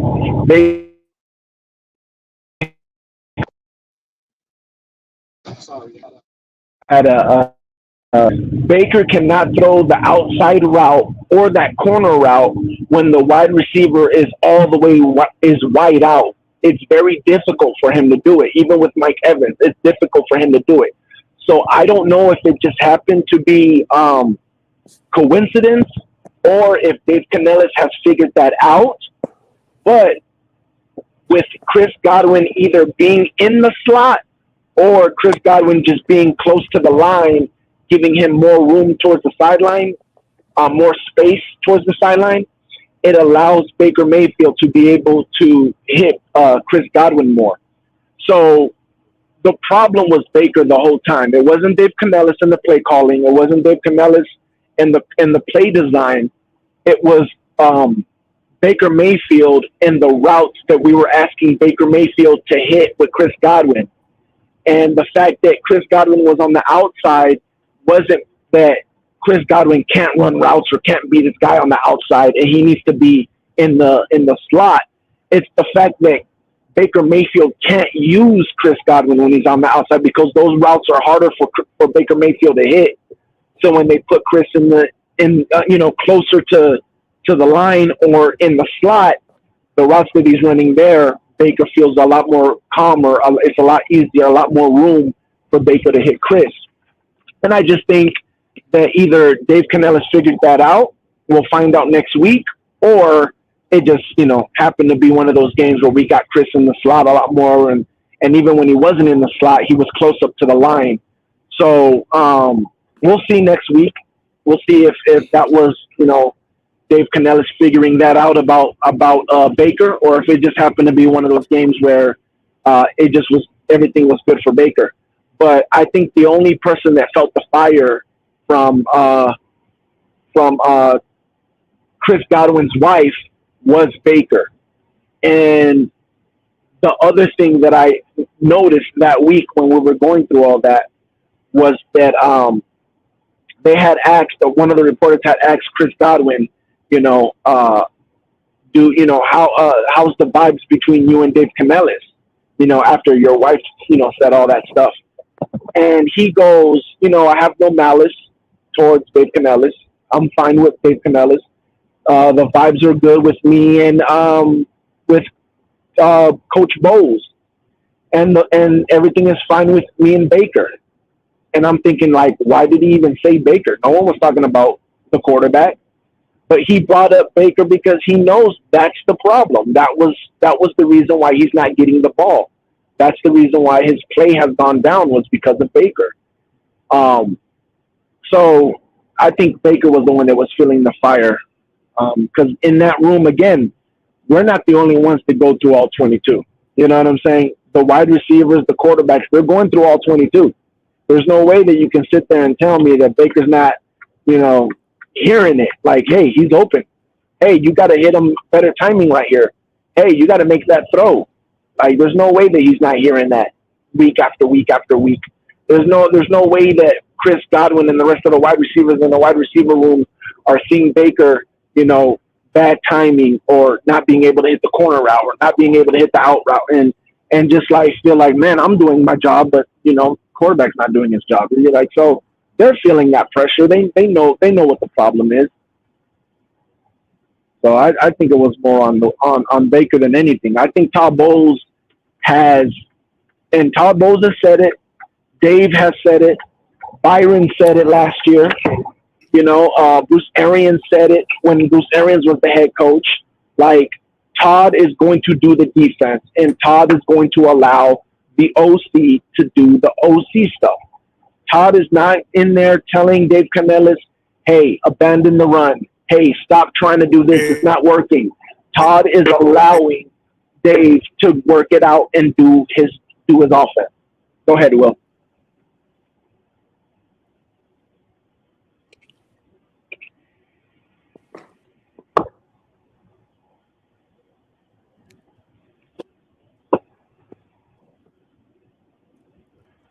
You there, Will?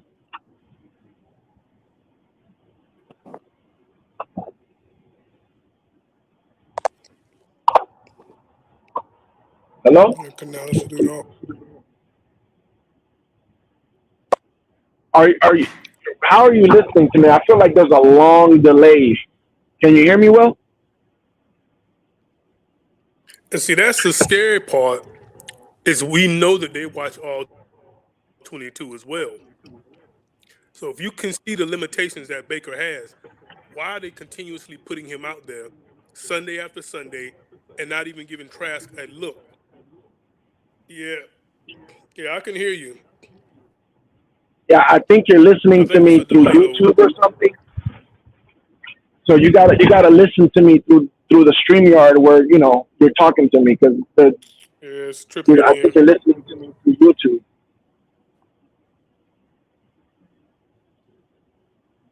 Yeah, it is. I, I can hear you. It is a long delay.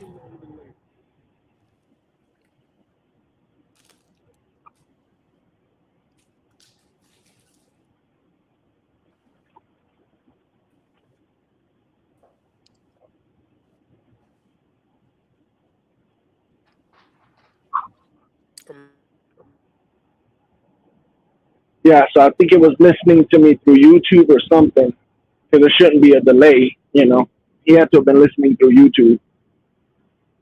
But yeah, anybody else? Like we got again, Will be coming back in here. It's not just a me and Will show. Anybody else that wants to jump in here, man? It's a Buccaneers Roundtable Victory Monday. If you want to come in here and just click on the link. We all in here just talking. You know, we're all in here just talking. See, Dakota's in the building. I don't know what he's talking about. Buckwin K1 is in the building. Buckwin K1 is talking about something. Let's see. What's up, man? Glad White was benched. Everyone kept acting like going to the playoffs in a crap division means winning. Hold on a second. Will is back. What up, Will? Are you listening through the StreamYard? Yeah, I'm only on StreamYard, man. I don't know what the deal is. I keep getting a signal that's saying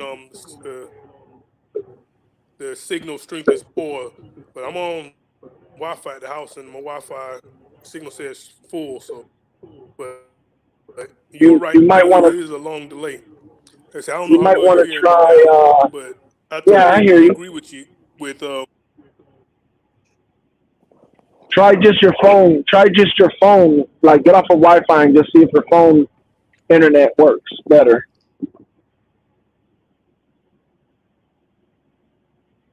It might just work better.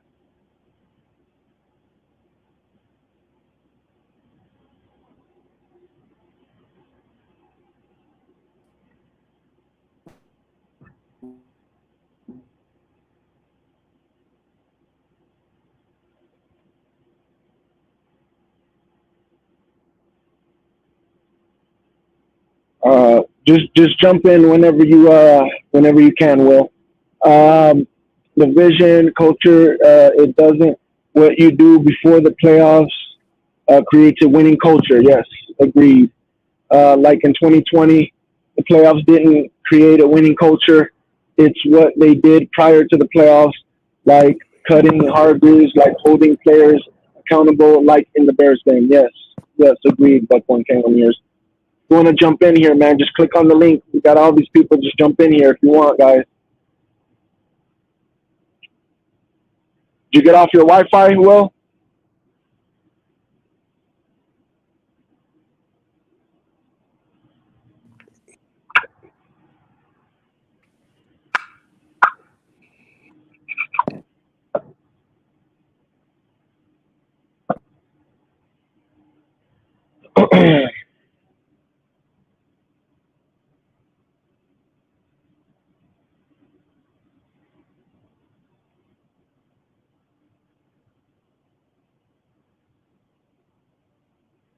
Yeah, I don't know why you would have a long delay. You shouldn't have a delay at all if you're in the StreamYard.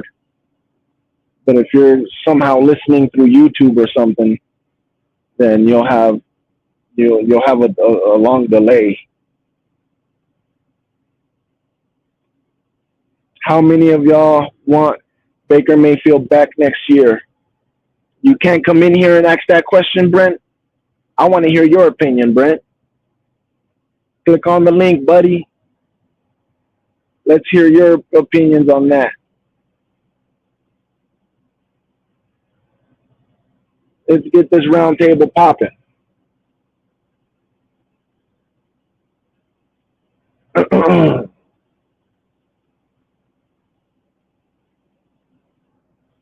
Will's trying to come back in here because he got some stuff he got to get off his chest and talk about. I forgot exactly what the subject we were talking about right now that Will was going to talk about. But yeah,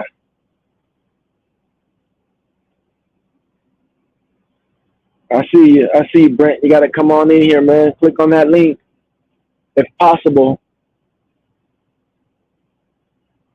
Come on in here. Let's see. Is it Will again? Yep, Will's back. How's it going, Will? all right, bro. I'm gonna try this one more time. If it don't work this time, we're gonna let it go. You can hear me? Can you hear me? Yeah, I can hear I you can hear fine. you. Okay, All so right, I let's think see. we're good now. Yeah. All right, so yeah, what you were saying, that's what scares me about the team is we know they watch all 22. We know they're reviewing this film in depth in position groups, and if they Hmm. see all the limitations that Mayfield has, but every Sunday he's out there, he's out there, he's out there. So I mean, either Canellis don't want to go away from him, or the combination of Canellis and Bowles don't want to go away from him. But Trask, and I'm no Trask fan, but I feel like he can't be much worse than that. So I'd rather have the guy in that can hit the open receivers than this guy with all these. I mean, we're changing the offense so it suits Baker Mayfield, and I don't see you a team that's going to the playoffs with any chance of doing anything can't work around a quarterback with so many limitations. So, two things, right? This is what I think. Two things. One, there might be a plan for, I'm not saying there is, I'm just saying possibility. There could be a plan for Kyle Trask. And when I say a plan for Kyle Trask, I'm meaning like um, contract wise, you know what I'm saying? If Kyle Trask balls out 2 times, then he can demand a lot, you know what I'm saying? But if Kyle Trask just balls out next year, he might not be able to demand that much. Just same thing like Baker right now, right? Like if Baker even finishes strong, Baker still can't demand a lot of money, right?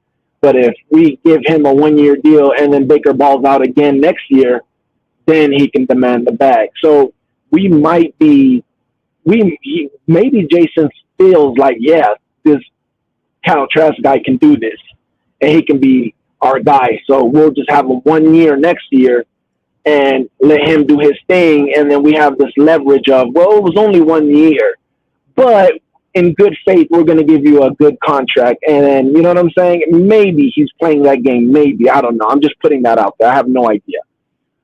Um, the other thing that could possibly be, right, is I've said this many times. You rather say, whoa, than sick 'em, right? When you have a player, you rather have to pull a player back than say sick 'em, right? Yeah. Because that player is not that player is not aggressive enough. That is very true, but it might not be true with the quarterback position, right? So they might look at Baker and say, well, the good thing is he's protecting the ball, even though he's, yeah, in a fumble here, fumble there, interception here, interception there. For the most part, when he's throwing the ball, you don't really feel scared when he lets go of the ball, right? For the most part, we don't feel scared when he lets go of the ball. We're always like, just throw it, because every time he's thrown it, it's been something good, right? Right. Um, so they might be looking at the film and saying, all we have to do is get this guy to be confident. Like, we just got to get him to be confident. And just like, yeah, you might not be confident because you can't, you know, talent wise, you can't throw this ball here.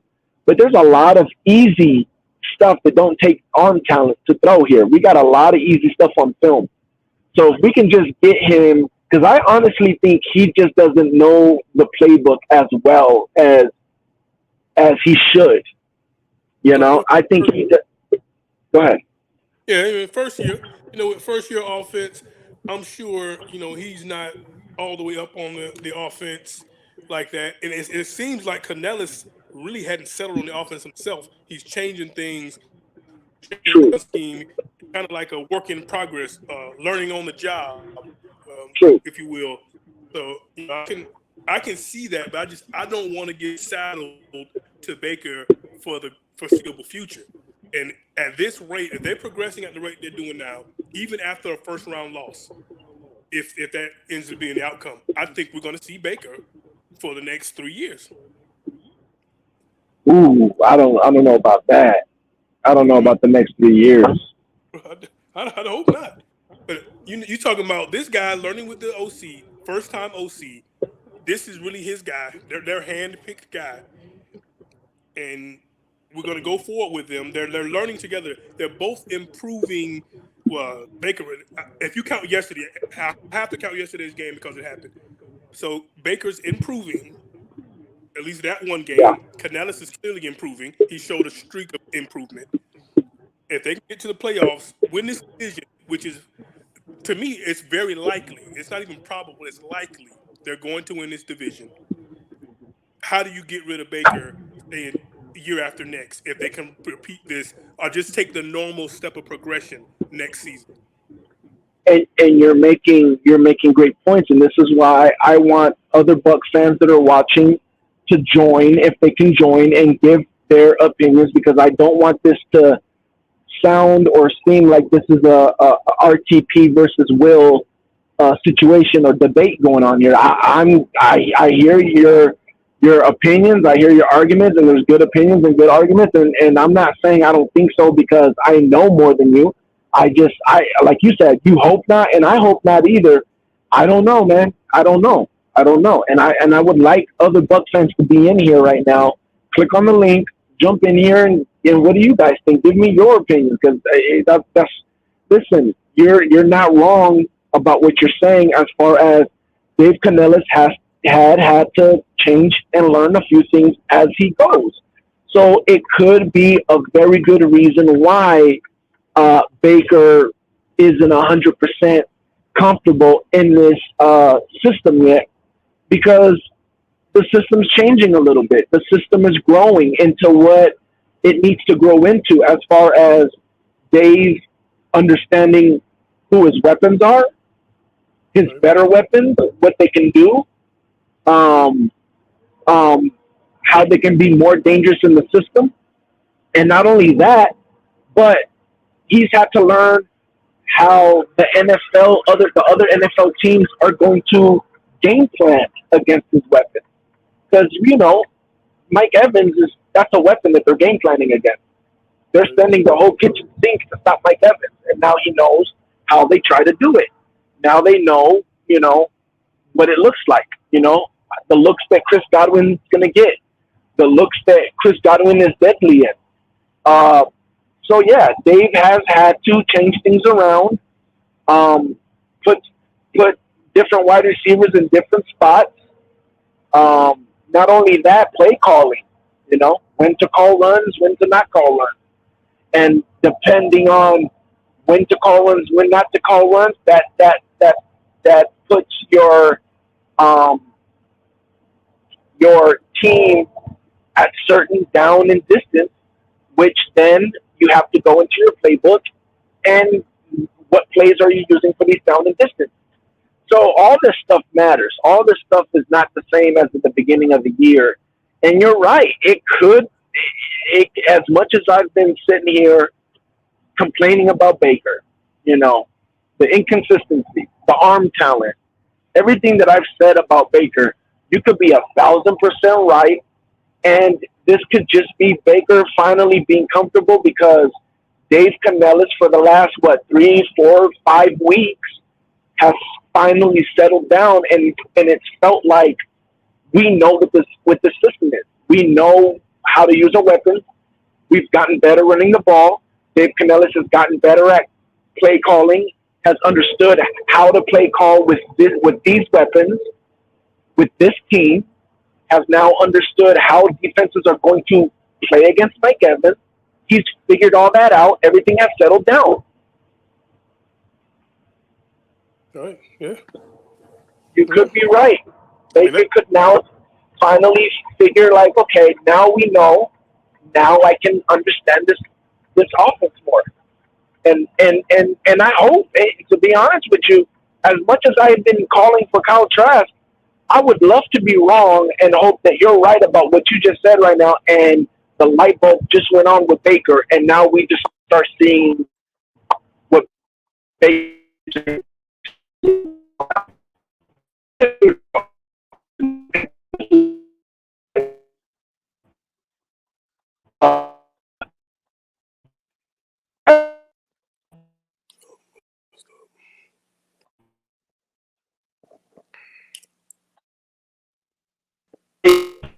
It just started all over. We're going to be dangerous, bro. Yeah, I agree. It'll be interesting. It's going to be interesting to watch. I'd much rather take our situation than the Panthers, the Falcons, the Saints. I mean, they're in worse position than we are. So, it's going to be interesting to see where this goes. I mean, I don't think we're able to challenge the top tier teams in the NFC. The San Francisco's, the Philadelphia's. Even a good Cowboys team. When they're doing what they're supposed to do. But if we're going to be number 4, somewhere between 4 and 8 in the NFC, I can deal with that until we figure it out. But with that said, I don't want to miss this quarterback class because this could be one of those generational quarterback crops coming out of college. And I just feel like they think, hey, Baker's our guy. We don't need one of those. And who knows what you're going to get the following years. I mean, it's 4 or 5 guys right now that's coming out that, could be. Nothing's ever for sure, but could be. What our franchise is I hear you. That signs 2 contracts. We got Rashad in the building. I hear you, Will, and I'm with you. I don't want to miss out on this quarterback class, but we'll see. We'll see. Rashad, what it do, man? What's up with it? Can y'all hear me? We hear you fine, man. It's officially a Buccaneers roundtable. Thank you, Rashad. Appreciate it. Yeah, for sure. I'm at work. I had to jump on in, though. I'm always down for the Bucs talk. Yes, sir. Especially after a game like yesterday. Shit, I was having fun, smiling. David Moore even got into the action. I'm like, hold on, who is this? Looking like Rashad Perriman running down the field. I remember that. Why is there always somebody with the number 19 getting a long, you know what I'm saying? Long run, like off a short pass. Like, that shit was just amazing. Oh, my bad. I didn't mean to cuss. Can we cuss on here? I already went with bro. It's all good. This channel's messed up anyways. Don't worry about it. Yeah, I'm gonna keep it to a minimum, even though still. Yeah, try to if you can help it. Yeah, for sure. But yeah, man, Baker Mayfield, man, he might be the dude for the next few years. Because I know you guys are just talking about the quarterback class coming up, but who's going to be better than what Baker Mayfield is for the next 4 years? Because that's how long you're going to have a rookie guy for. Baker Mayfield, he's not turning the ball over. What do y'all think? That's the part. That's the part that Baker has for him. Everything else, I mean, listen, bro. When you talk about the yards, when you talk about touchdowns, that don't scare me because you got people like what's his name, homeboy from the Texans.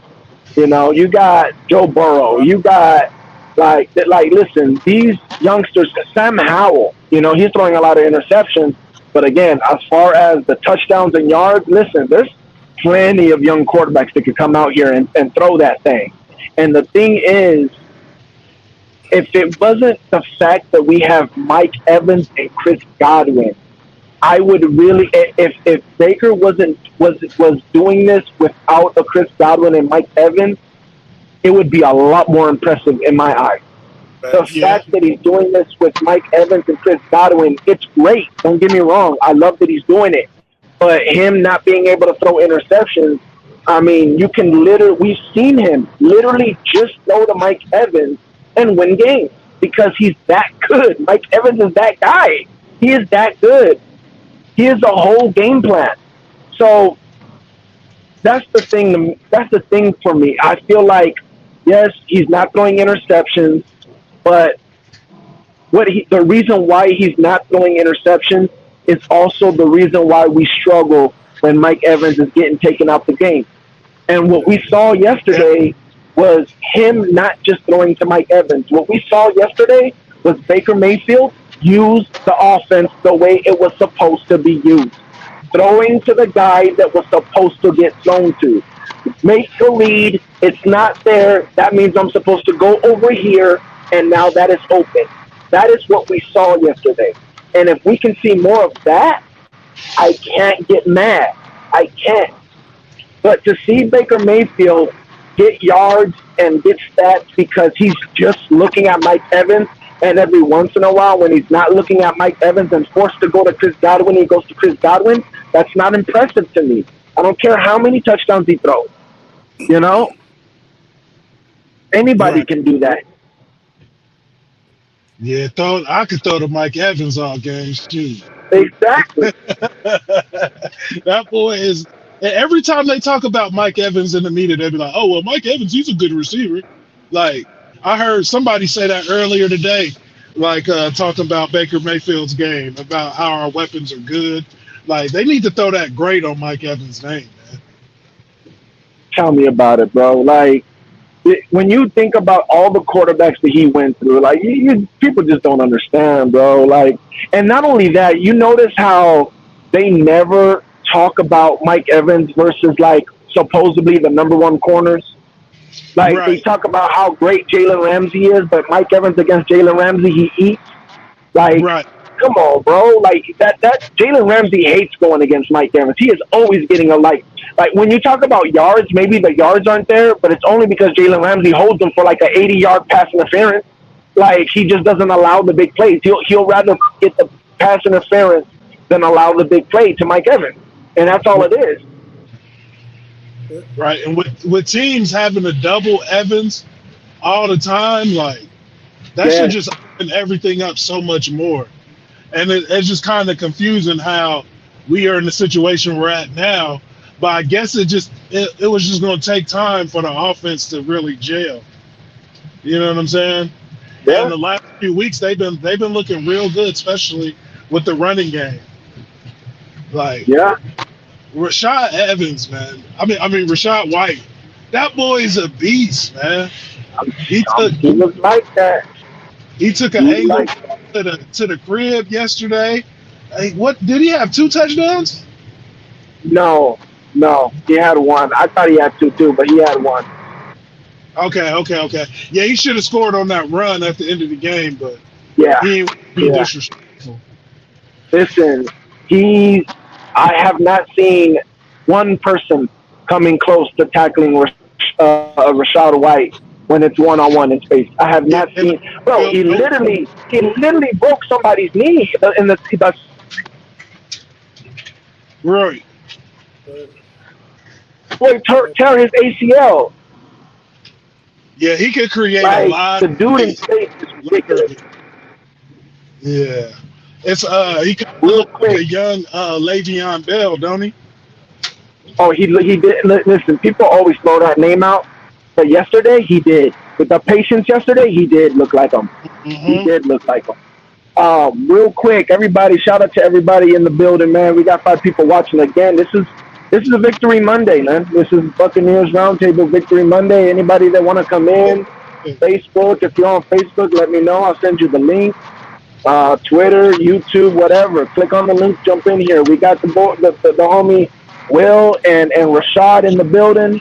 They making it a roundtable. Shout out to them. Jump in here, man. Come give your opinions. Talk about whatever you want to talk about.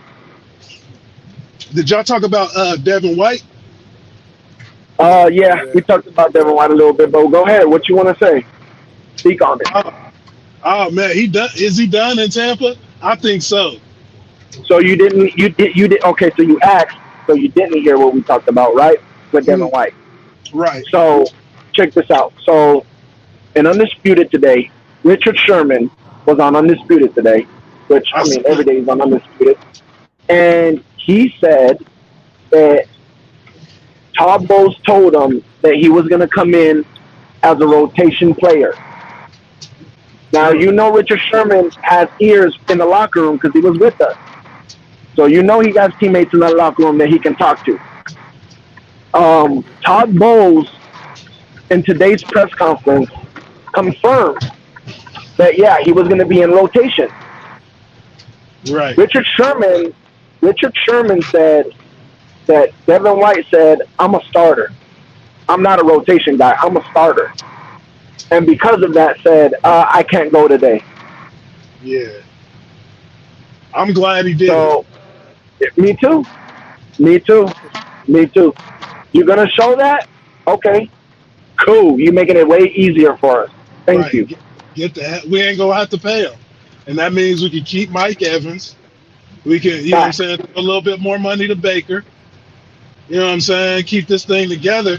because KJ Britt has been playing lights out for real, for real. We He's didn't been need doing his job. he hasn't been getting beat on blocks all the way downfield consistently. I just don't think Devin White want to play football anymore, man. I think he just relies too much on his athleticism, and he thinks he got it like that. Right. But again, we're seeing that from all the young players that won the Super Bowl on our defense. We're seeing it from Carlton. We're seeing it from Yep. Jamel. The only Yeah. one we're not seeing it from is Antoine, and that's because his dad was a pro. He knows the game. He has a legacy. Like it's more than a game for him. You know what I'm saying? Like all He's the really young players. Yeah, go name. ahead. I was just agreeing with you. I was just saying he fighting for that family name, Antoine. Exactly. Exactly. Yeah. Yeah. So that's just something that Tabo's got to deal with these young players that they want the bag and they feel like they made it. They already reached the mountaintop, and it is what it is. And nothing we could do. We had young players. They already achieved everything that people spend their whole career trying to achieve, a Super Bowl with Tom Brady. Like, what else do these players want? They're spoiled. They're spoiled. Right. And especially But with the defense being the big reason why we won the actual Super Bowl, like the right, actual game. Like they right, feel like they can't do no wrong. right. Facts, Right. facts. Because if you think about it, what do people say? Defense won that Super Bowl. Defense Right. won that Super Bowl. And when you talk about the offense, what do they talk about? Tom Brady. It was Tom Brady. It was Tom Brady. It was Tom Brady. That's why Mike Evans and Chris Godwin had that chip on their shoulders. All they talked about, oh, Tom Brady, Tom Brady. Oh, the Bucs was barely won the division, and that was with Tom Brady. Of course, they're going to be trash without Tom Brady. No, no, no, no, no. It wasn't Tom Brady. It was the offense, bro. That offense is lit. People don't understand how good these weapons are. They don't give Mike Evans and Chris Godwin that rep. Like they don't give them the dang respect, bro. Like Not people at don't all. understand. And still, now that Baker's doing it, they still don't get. Now it's Baker. Oh, look how good Baker is. Look at what Right. he did this for the Browns. Now he's doing it for the Bucs. It's like, when are these weapons going to get the respect, bro? When are people going to look at the Bucs and say anybody can play quarterback with these weapons, and as long as they have a good defense and these weapons, they can beat anybody with almost any quarterback. Like, give the respect where the respect is due, bro. Like, people see the charts all the time on Twitter. Separation, wide receiver separation. You see Mike Evans way out there, way out there. Complete separation from Mike Evans, bro. Like, Y'all think we how got a you? chance Go this ahead. Sunday against the Jags? Will, what you think, Will? Yeah, I watched the Jags last night. I wasn't that impressed. Trevor Lawrence is good. I ain't sold on him. I think that defense put some pressure on him. We could do something. And if we get Sunday's Baker, we might could beat anybody. Right. I heard Not, Trevor Lawrence is in concussion protocol. yeah, I heard we might be getting C.J. Beathard. Is it Beathard? How you say it? Yeah, that's it. A real backup. Yeah, I heard it's more than likely we're going to get him. It's not for sure, but it's more than likely we're going to be playing C.J. Yeah. Even But I'm better. with Will. If we get Baker, like if we get that same Baker, I don't think it matters who we play. I'm gonna be real with you, bro. I'm gonna be real with you. Yeah, I think we're a real tough matchup for the Packers and their defensive scheme. They got bigger guys, like especially at linebacker, like safe, and they were down a couple DBs, I think. But everybody got injuries this time of year. Exactly. That's why Exactly. that's why I like where our team is at, because we got a young guys and they've been learning and playing all season and been getting Yeah. better and better. Kalijah Cansey, woo, that boy just need to get a little bit stronger. Yeah. Oh yeah. Facts. Facts. Yeah. He's still a baby, bro. He's still a baby. Yeah, he had a couple good pressures yesterday.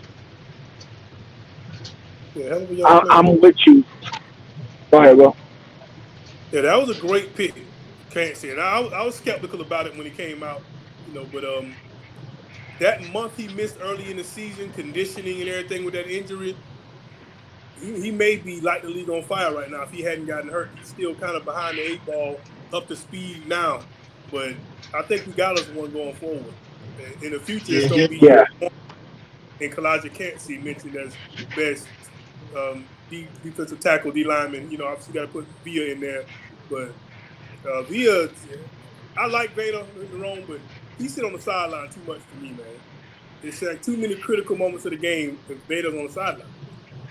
But yeah, we'll Well, see what he. he's gotten his stamina up. Now it's because of injury. He has an right. That's injury. right. Yep. He been hurt the last few weeks. Yeah, Just toughing it. and it's his leg. So, well, he had an arm injury. He had a bicep injury, and now he has a foot injury. So foot injuries for big guys is not Big guy. nothing to play with. Yeah, fact. I hear you on that. But what But y'all think? I'll say this real quick.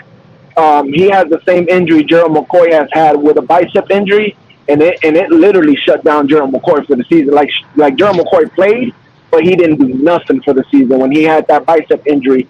Vita Vea has that same bicep injury, and he's still been dominant. So that bicep injury, he played through that and was toughing it out. Now the foot injury, he hasn't been as dominant since that foot injury has happened, but he's still doing his job.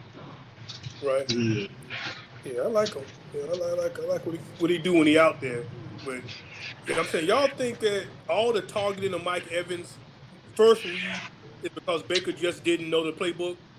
Like maybe he knows the plays and he knows that first read, so he always going there. I mean, I didn't watch him before in Cleveland and his Panthers stint in St. Louis or whatever. Now bits and pieces of games, but maybe like I said, he might have turned that point mentally to where he knows where his second read is, his third read is, and he's comfortable with it. That's what I'm hoping, man. I'm hoping that they make me eat my words on Baker because I've been a get him out of here since the day they signed him. I thought he was a bad signing from day one, but I'm hoping he proves me wrong. Yeah. So I'll say this: I don't think it's necessarily that he doesn't know the rest of the play.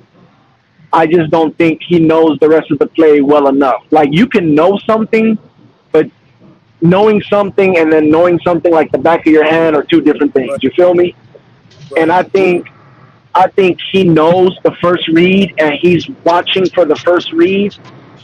But once you get him off that first read, he don't know the play well enough to be like, okay, I know that this is going to be open.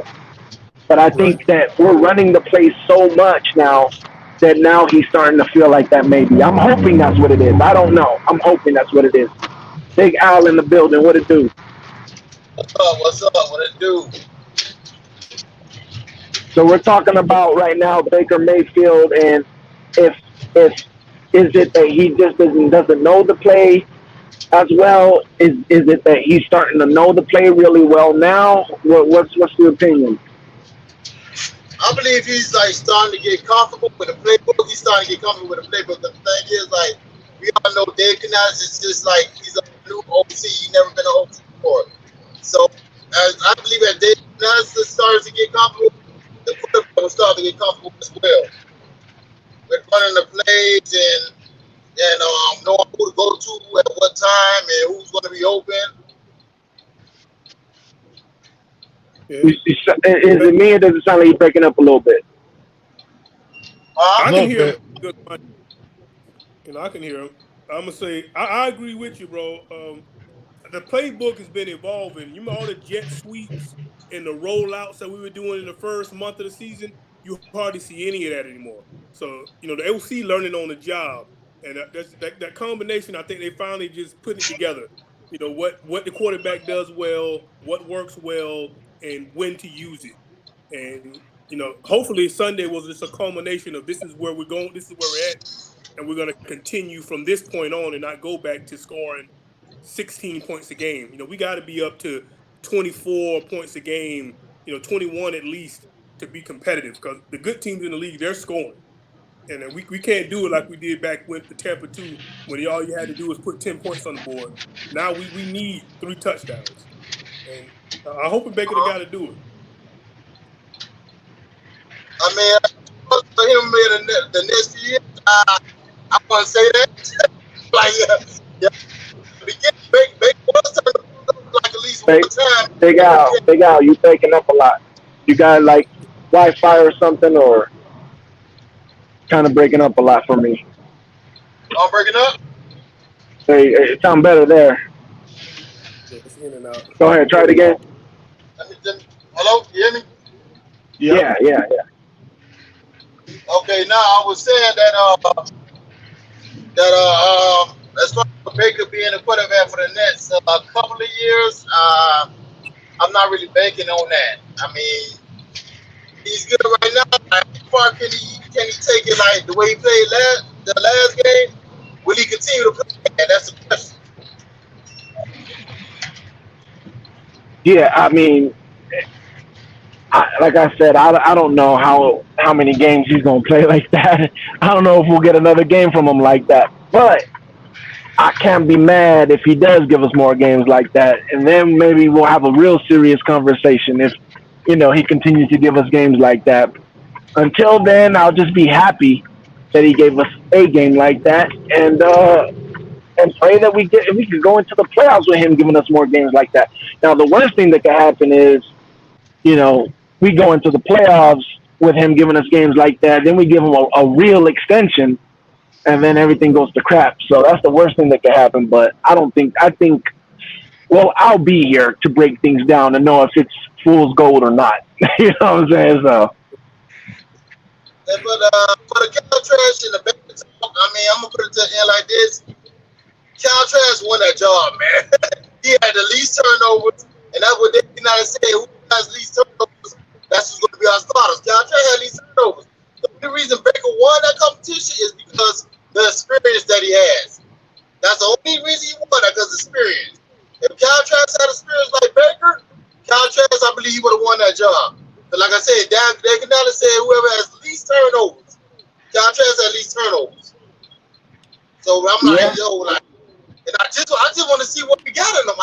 Before we even go talking about the quarterback, I just want to see what he make it like the made when we look down. Let's go to the and he continued to ball out. I see that to make that mistake. So I just want to see what they got. Because maybe our guy. Nobody knows about him. Let's see what. Will, is that how I was sounding when I was talking at first? Yep.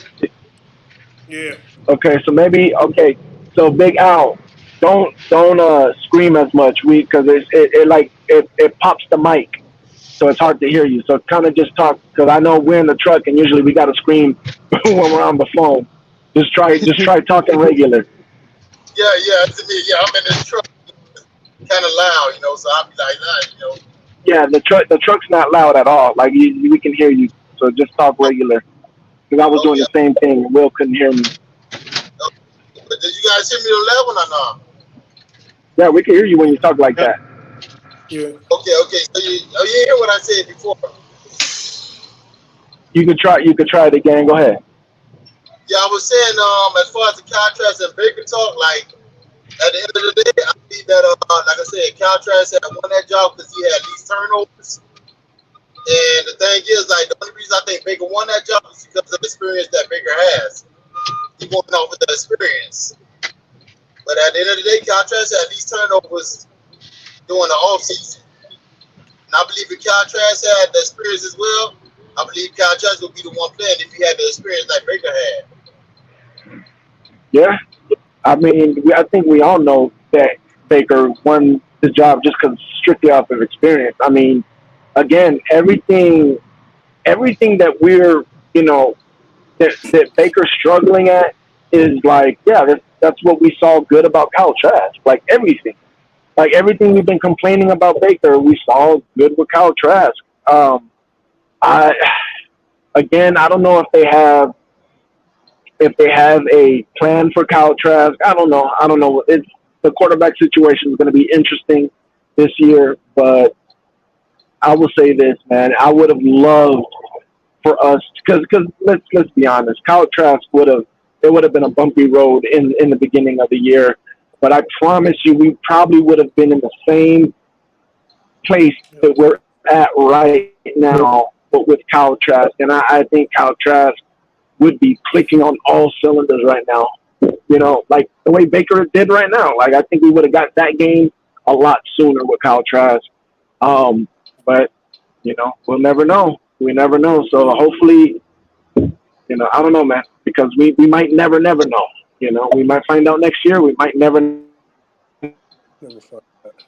Yeah, see, I'm gonna push back on the experience thing with Baker. I think they promised Baker the job when they talked to him about signing from the Uh-huh. jump. When they brought him in, they was like, "Look, you're our number one. You're our guy." I think that's what they told him up front. Obviously, don't have no insight on that.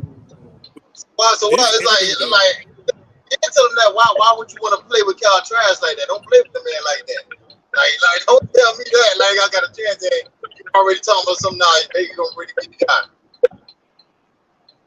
I mean, you know, this Baker was brought in my opinion, because we got to bring somebody in to sell tickets. We coming off Tom Brady sold out stadiums, you know, primetime games. How can we Yeah, keep the Bucs relevant after we get rid of Tom Brady? Who's the biggest name out there? You had two options.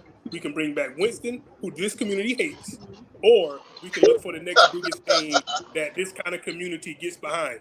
And I said, I don't want to take it off topic, but this community likes guys like Baker Mayfield. This Tampa, and I live in Tampa, so I'm just gonna leave it at that. They want the guy like Baker Mayfield to be the face of the franchise, this community. I ain't saying in Buccaneer Stadium, you know, the owners. I don't know what they're doing, but this community will support Baker Mayfield to the end. You know, like he can do no wrong. His bad games are excused away, everything. You know, anything Winston or Freeman did, you know, even Sean King to an extent was scrutinized, criticized. You know, they're at the mic asking them all these personal questions, these poignant questions, trying to get them to say things to get them in trouble. They don't do that to Baker Mayfield. He gets all these yeah, softball questions, and you know, same thing with Brady. When he had a bad game, no one said, "Oh, Brady had a bad game." He sucked last season. But if you watch the games and you're a fan like me, Brady sucked last season. We lost because Brady sucked. Yeah, yeah. Oh, I mean, it is what it is. But certain people in the Tampa Bay community don't get that type of criticism. You know, not from the media. And like I said, this community, they rallied behind Baker Mayfield, and they still do it. You know, this week I give them all their flowers. Congratulations, all the Baker Mayfield supporters. I'm sure you can feel good about yourself this week because he did look great on Sunday. I just hope he keeps it up. But I think that decision is out of Todd Bowles' hands. You know, like I'm sure the Glazers came down. Look, we want butts and seats. At the end of the day, it's a business, and we want a but good product on the field, but we want butts and seats. is there really butts in the seats? Because that stadium don't be looking too good, man. On home games, man. Right. It don't I look mean, you know, good at all. I agree with that. But there's, like I said, this community is always like that. All the transient people. It's more New York fans in Tampa than it is. I mean, the Jets come, it'll be sold out. You know, because you know, that's just this community. But if they were to sign someone else, bro, Jacoby Brissett, who I wanted them to sign, you might be blacked out again, bro. I don't even know if they still do that. But if they were to sign Jacoby Brissett, we might have been blacked out. They at least with Baker, they're gonna at least give that outside appearance that reported. Like at the end of the day, the main thing is just seeing what we got in the guy. Like, I just want to see what we got in the guy, so we won't make a mistake of letting the guy go if he's supposed to be in the future. You know what I'm saying? Because that's gonna be like the John Lynch experience. We did that with John Lynch. We let John Lynch go to Denver, and he could take the ball out. And I'm like, damn, like we let a good one go, and I would hate for that to happen with Kyle. We let him go, and he go throwing lights out somewhere else. Like I said, at the end of the day, we don't know about him. So why not give him a chance? Let's find out before we even talk about like going for another quarterback or whatever. Let's see what this guy got. I want to see what we got so I can be sure that if I go for a quarterback, I'm all right. I know that's what we need. Yeah, I mean, I agree with you. That's my main thing about Trask. Like I said, I mean, I'm a Florida State alumni, so I ain't gonna act like I like Trask to the Gators. I ain't a Gator guy. But you spend a second round pick on this guy, you gotta let him play. I mean, why would you spend a second round pick? If he was a fourth round pick or something, I wouldn't care. Whatever. But this was a second round pick, and he's never played. He's basically been getting paid to practice his whole career. And I mean, I don't even know what to say about that. But I mean, he's been paid to practice, and he's going to leave this team as a free agent at some point, and I don't think he's ever going to get a legitimate shot at the job. But then what if he do? What if he do, man? And he does wonderful. That's going to be a shot to the ribs of Tampa Bay, man. Like, damn, man. And we had this guy here, and now he's doing damn good over there, man. Like, damn. Our biggest fear. Yeah. But I'm telling the Baker apologists, they're going to be like, well, we had Mayfield. I mean, what could we do? What could we do? If he go out and become the next Tom, they're going to be like, well, we had Baker, though. Because Baker has that commanding presence. He has that presence. I don't know the guy, but he seems like a cool guy to hang out with. And that's what they like about him. He's the kind of guy you could drink a beer on Sunday with and, have a good time with. And that's what this community likes. He has that, Go ahead. I mean, he kind of has that John Wayne, Homer Simpson appeal, like the everyman kind of appeal, and I think that's what people like him. That's. But I think our wide receivers don't give a crap about that, though. That's the whole thing. I totally agree. And I think our wide receivers during the game. Yeah. Yep. See it on them. Even Chris Godwin, he had a sideline reporter after the game come to him and ask him questions, and they always do this every time. They ask the wide receivers, "How does it feel to have Baker?" Blah blah blah blah. Like, what is your thoughts about Baker? What do you guys love about Baker? They try to set him up to like big up Baker, and they all say the same thing. He's a good guy. He shows a lot of grit. He shows no fight. I mean, he shows that he won't quit. They don't say nothing football wise. It's all about he's a cool guy and he doesn't quit. Like, they're not impressed by that. Yeah. I want to go about that plays football. I don't want to hang out. I want a guy that can go out there and give me a damn ring. I don't care about the whole hanging out with him, cool guy. I don't care about that. I want to play there. I agree. Yep. I agree. I mean, the truth of it ain't a lot of them to go around though. It's not like every team in the league got good quarterbacks. I mean, it's only about 6 or 7 good quarterbacks in the league. The rest of them are just guys. I mean, they're just guys. So, I mean, we hadn't been fortunate enough to get one in the bucket for the Buccaneers. At least not drafted it. We haven't drafted one. But here's the other thing, though. How many quarterbacks that are out there that are not the guy that would be the guy if they were with us? Because we got to remember, talent makes a big difference. Jalen Hurts getting A.J. Brown, just A.J. Brown, and a little Devontae Smith, that made a big difference. Josh Allen getting Diggs, that made a big difference. You know what I'm saying? I mean, look at Baker with Mike Evans and Chris Godwin. That makes a difference. Imagine someone that just don't have the weapons that could be out there. Who knows? Or somebody coming into the draft. Yeah. I mean, I agree with you, man. Like I said, I mean, I think I want Penix out of the draft, but that's another conversation. But yeah, I totally agree. It's probably guys on the bench that could orchestrate this team better than what Baker does. I mean, not historic Baker like Sunday, but an average Baker Mayfield game. Exactly. He's a career backup. I mean, he's a career backup. And I think that's very important to say because again, we I think we all sit here and understand. Yesterday, Baker, we not complaining about that at all. Give me that all day, every day. Yesterday's Baker, I'll take that all day. I don't care. That was outstanding. We just don't, believe that that's what we're gonna be getting most of the time. So if he shows us different, hey, feel free. Feel free to change my mind and show us different every week. I will be happy. Based on his his career shows he ain't gonna show us. He don't have a lot of 350-yard game, 4 touchdown games in his career. But he's just not been that guy. So I mean, yesterday that was out of body experience Baker Mayfield, and like I said, hopefully he continues it. I'm sorry for cutting you off, bro. Go ahead. Yeah, my thing about Michael Penix, man, can Michael Penix run? Because they say he ran track. They say he ran like 200 meters, but his game is like more passing and more like pocket than running out. So my thing is like, the thing with me, it's like Tampa Bay is like turning a new leaf from the pocket quarterback, and they're trying to get more mobile quarterbacks than just having the guy that's in the pocket, because the league is getting faster with the D-line and the linebackers. So you're going to need a quarterback that's going to run out that pocket when they get in danger. Yeah. I mean, but I like a guy that's a little mobile, but running quarterbacks hadn't won nothing. You know, I mean, they done got to the big game. You know, the Hurts gets to the big game.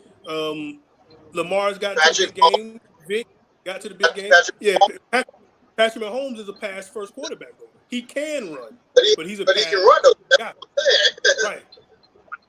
That's my thing. I believe that don't matter no more, because I mean, eventually it's every quarterback can run now. You know what I'm saying? Like, we're in a different age. Like, I don't even think like okay, there might still be some quarterbacks where you're like, yeah, he's a run first, but for the most part, most of these quarterbacks can throw the ball, and most of these quarterbacks that can throw the ball can actually run. I mean, Kyle Trask can run. You know what I'm saying? Like, we saw that with Kyle Trask. Like, we saw him take off. He might not be agile or, like, be able to juke a whole bunch of people, but we've seen him juke somebody. We've seen him take off where, like, pretty much all these quarterbacks can run. Right. I mean, that's my point. Go ahead, bro. Yeah, Kyle Trask can run. I was telling RTP in the beginning of the season, I don't know if it was the loose cannons or Pew Report. They did a interview with Rashad White, and he said, "Hey, yeah, Kyle Trask can run. He mobile as hell." And nobody knew that until he said that. I'm like, "Oh, you know he can run like that." He said what? What did he say? Rashad White said, "Man, Kyle Trask can run. He mobile as hell." That's what Rashad White said. Yeah, when they did an interview with him, I don't know if it was Peter Report or Loose Cannons, but he went on one of them shows and they asked about that. He said, "Yeah, man, Kyle Trask said, man, yeah, Kyle Trask can run the ball. He's mobile as hell." Yeah, I'm telling you, man. I was surprised. Like, again, the whole time we were like, okay, well, these are the things that we're gonna get from Baker that we can't get from Kyle Trask, and it turns out that all those things was wrong. All those things was wrong. Kyle Trask won it. All running. Attitude, all that stuff was Kyle Trask on the field. Off of the field, okay, Baker has the attitude and all that. On the field, I've seen more emotion from Kyle Trask just in preseason games. There is one thing that Baker does, in my opinion, better than Kyle Trask, is that's avoid the rush in the pocket. Like, he's good at not taking sacks. I feel like we probably would have taken a little bit more sacks behind Kyle Trask because our line really wasn't up to par at the beginning of the year. They were still figuring out the offensive line. Tristan Wirfs was moving from the right side to the left side. He needs a veteran guy in there, you know what I'm saying, to help make that transition more smoother. I agree, but I think it would have evened out, because I think Kyle Trask would have saved some sacks because he would have got rid of the ball faster than Baker as well. So I think it would have evened out. It would have kind of been the same. When there was really nowhere to go, Baker is probably better because he'll be able to get out of a jam. But if there was somewhere to go, Kyle Trask would have been better because he would have went to it, and Baker probably would have held on to the ball like he has. So I think it would have evened out a little. Yeah, a lot of that's just experience too, man. At this point in the season, had you Trask game 1, he'd be up to speed. You know, so I mean, with Baker being a number 1 pick, you know, that draft cachet has allowed Baker to keep being reinvented, keep getting fresh starts. You know, it's the same thing that's going to happen to Devin. Devin's going to get an opportunity to go to another team and start because he was a top 5 first-round pick. even though he essentially quit on his team, he will still get another opportunity. I was a Devin White guy, man, but the thing is, like, he started rubbing me the wrong way in this offseason, man. I'm like, yo, man, like why are you saying all this, man? You started rubbing me the wrong way, dog. You're going to get your money, but the team just want to see what you got, man. Like, they want to see what you got for year because he has been a little inconsistent. Yeah. And he hasn't been like, everybody want to see that Devin White that played in New Orleans, man, when we were going to Super Bowl year. And he played that big, wonderful game against the Saints in playoffs. That's the Devin White everybody want to see. That playoff Devin that played against the Saints. Yeah, Devin White is done.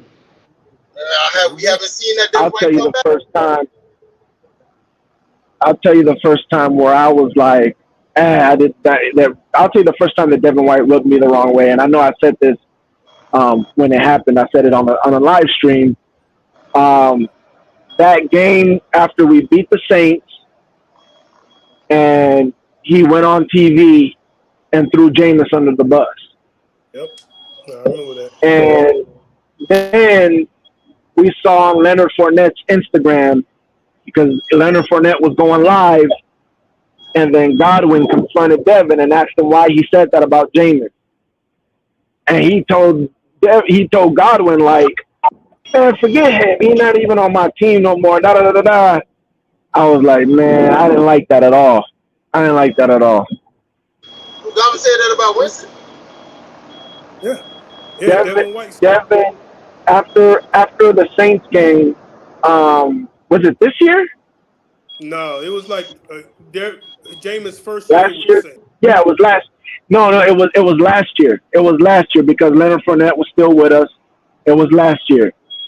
Or no, was it 2020? That's Super Bowl year. Yeah. It was somewhere. No, it wasn't Jameis' first year with the Saints. You saying or? Yeah, I'm saying the first year he was with the. We had Tom Brady. They got Jameis, and when they played after that game, I knew Jameis was gonna throw us one. Some slick comment like that. You know what I'm saying? Yeah, he said last year someone got a loud beeping in the background. He said last year all we needed was a quarterback. We knew Jameis was going to throw us one. We was a good team. We just needed a quarterback, not to throw interceptions or something like that. They basically just threw him under the bus. Like, oh yeah, the only reason why we was bad because of Jameis last year. Damn. Savage, man. And like I said, that's kind of my job. I'm not gonna be on too much longer. I'm gonna jump off. But Devin White's background is as a running back. Guys on offense are about me. They're not defensive guys are about we, because we all have to work together to make this happen. An offensive guy, they're me first. I'm the running back. Just give me the ball, get out of my way. Just throw me the ball. I'm a receiver. I'll get it. That is Devin White. Yeah. That's who he is. He went to LSU as a running back. They converted him to linebacker because LSU had a depth of running back, and he's remained that guy. He's a me first, my stats. Just I don't care who win I do my thing type of guy. He's that when they drafted him. He's that now, and that's just the psyche that you build up growing up through football as a youngster. If you're on offense, I just need you to give me the ball and get out of my way, and that's how he is. And he says that. But what the Bucs should have learned during that is when a person shows you who they are, believe him. You cannot convince him to become something he's not. And now, unfortunately for us, we're going to lose our top 5 pick for nothing because they wouldn't listen to the man showing them every step of the way that he was about himself first. And that is what it is. Yeah, man, he always said in every hype, when you hyping up the team, what you going to do on the cameras when the cameras come on? I'm like, yeah, man, you really like that, huh? Yeah, sir, you said you're right. Yeah. Somebody got some people around. I got patience to see y'all. I'm gonna jump off, man. Hey, it was good talking to you, Pewter Red, man. Y'all be good and go Bucs. I'll see y'all on Sunday. Yes, sir. All right, man. Just know we're gonna be doing this a lot more. So y'all, if you guys don't have your notifications on, make sure you got your notifications on everything so you guys get notified. Because I want to start doing this more, having Buck people come on here and you know, giving their opinions and talking and just have a roundtable or whatever. You know what I'm saying? So. Yeah, what's up, man? Is that Rashad? Who is that beeping? Oh, that's me. That's me off speed. That's my truck. Yeah, that wasn't me. I had Oh, my mic on mute. My Yeah, bad. why is the I'm truck about making to, that sound? I'm about to hop off. All right, well, we gonna close this out then, man. We gonna close this out. This was a good roundtable, man. For Appreciate sure. everybody coming in. Yep. Appreciate everybody coming in, giving their opinions, and showing love and everything. So everybody else that's in the comment section, man, stay tuned. Get ready because we're gonna do this more and more. All right, I'll probably come on tomorrow too. I figure I might as well just do this, man, because I'm always on Twitter in a space completely by myself, just waiting for Buck fans to get in and talk about what's going on. So instead of doing that, I'm just gonna do this. I don't know if I'll do it every day, but especially if I feel like something happened in the press conference, I'm gonna do it. But Right. yeah, I'm gonna start doing this a lot more, man. So I appreciate everybody coming in and everybody that joined and is watching and listening, man. Y'all be safe out there. Yeah, For for sure. sure. You Yeah. doing, man? I'll be easy. All right. Yo. Yeah.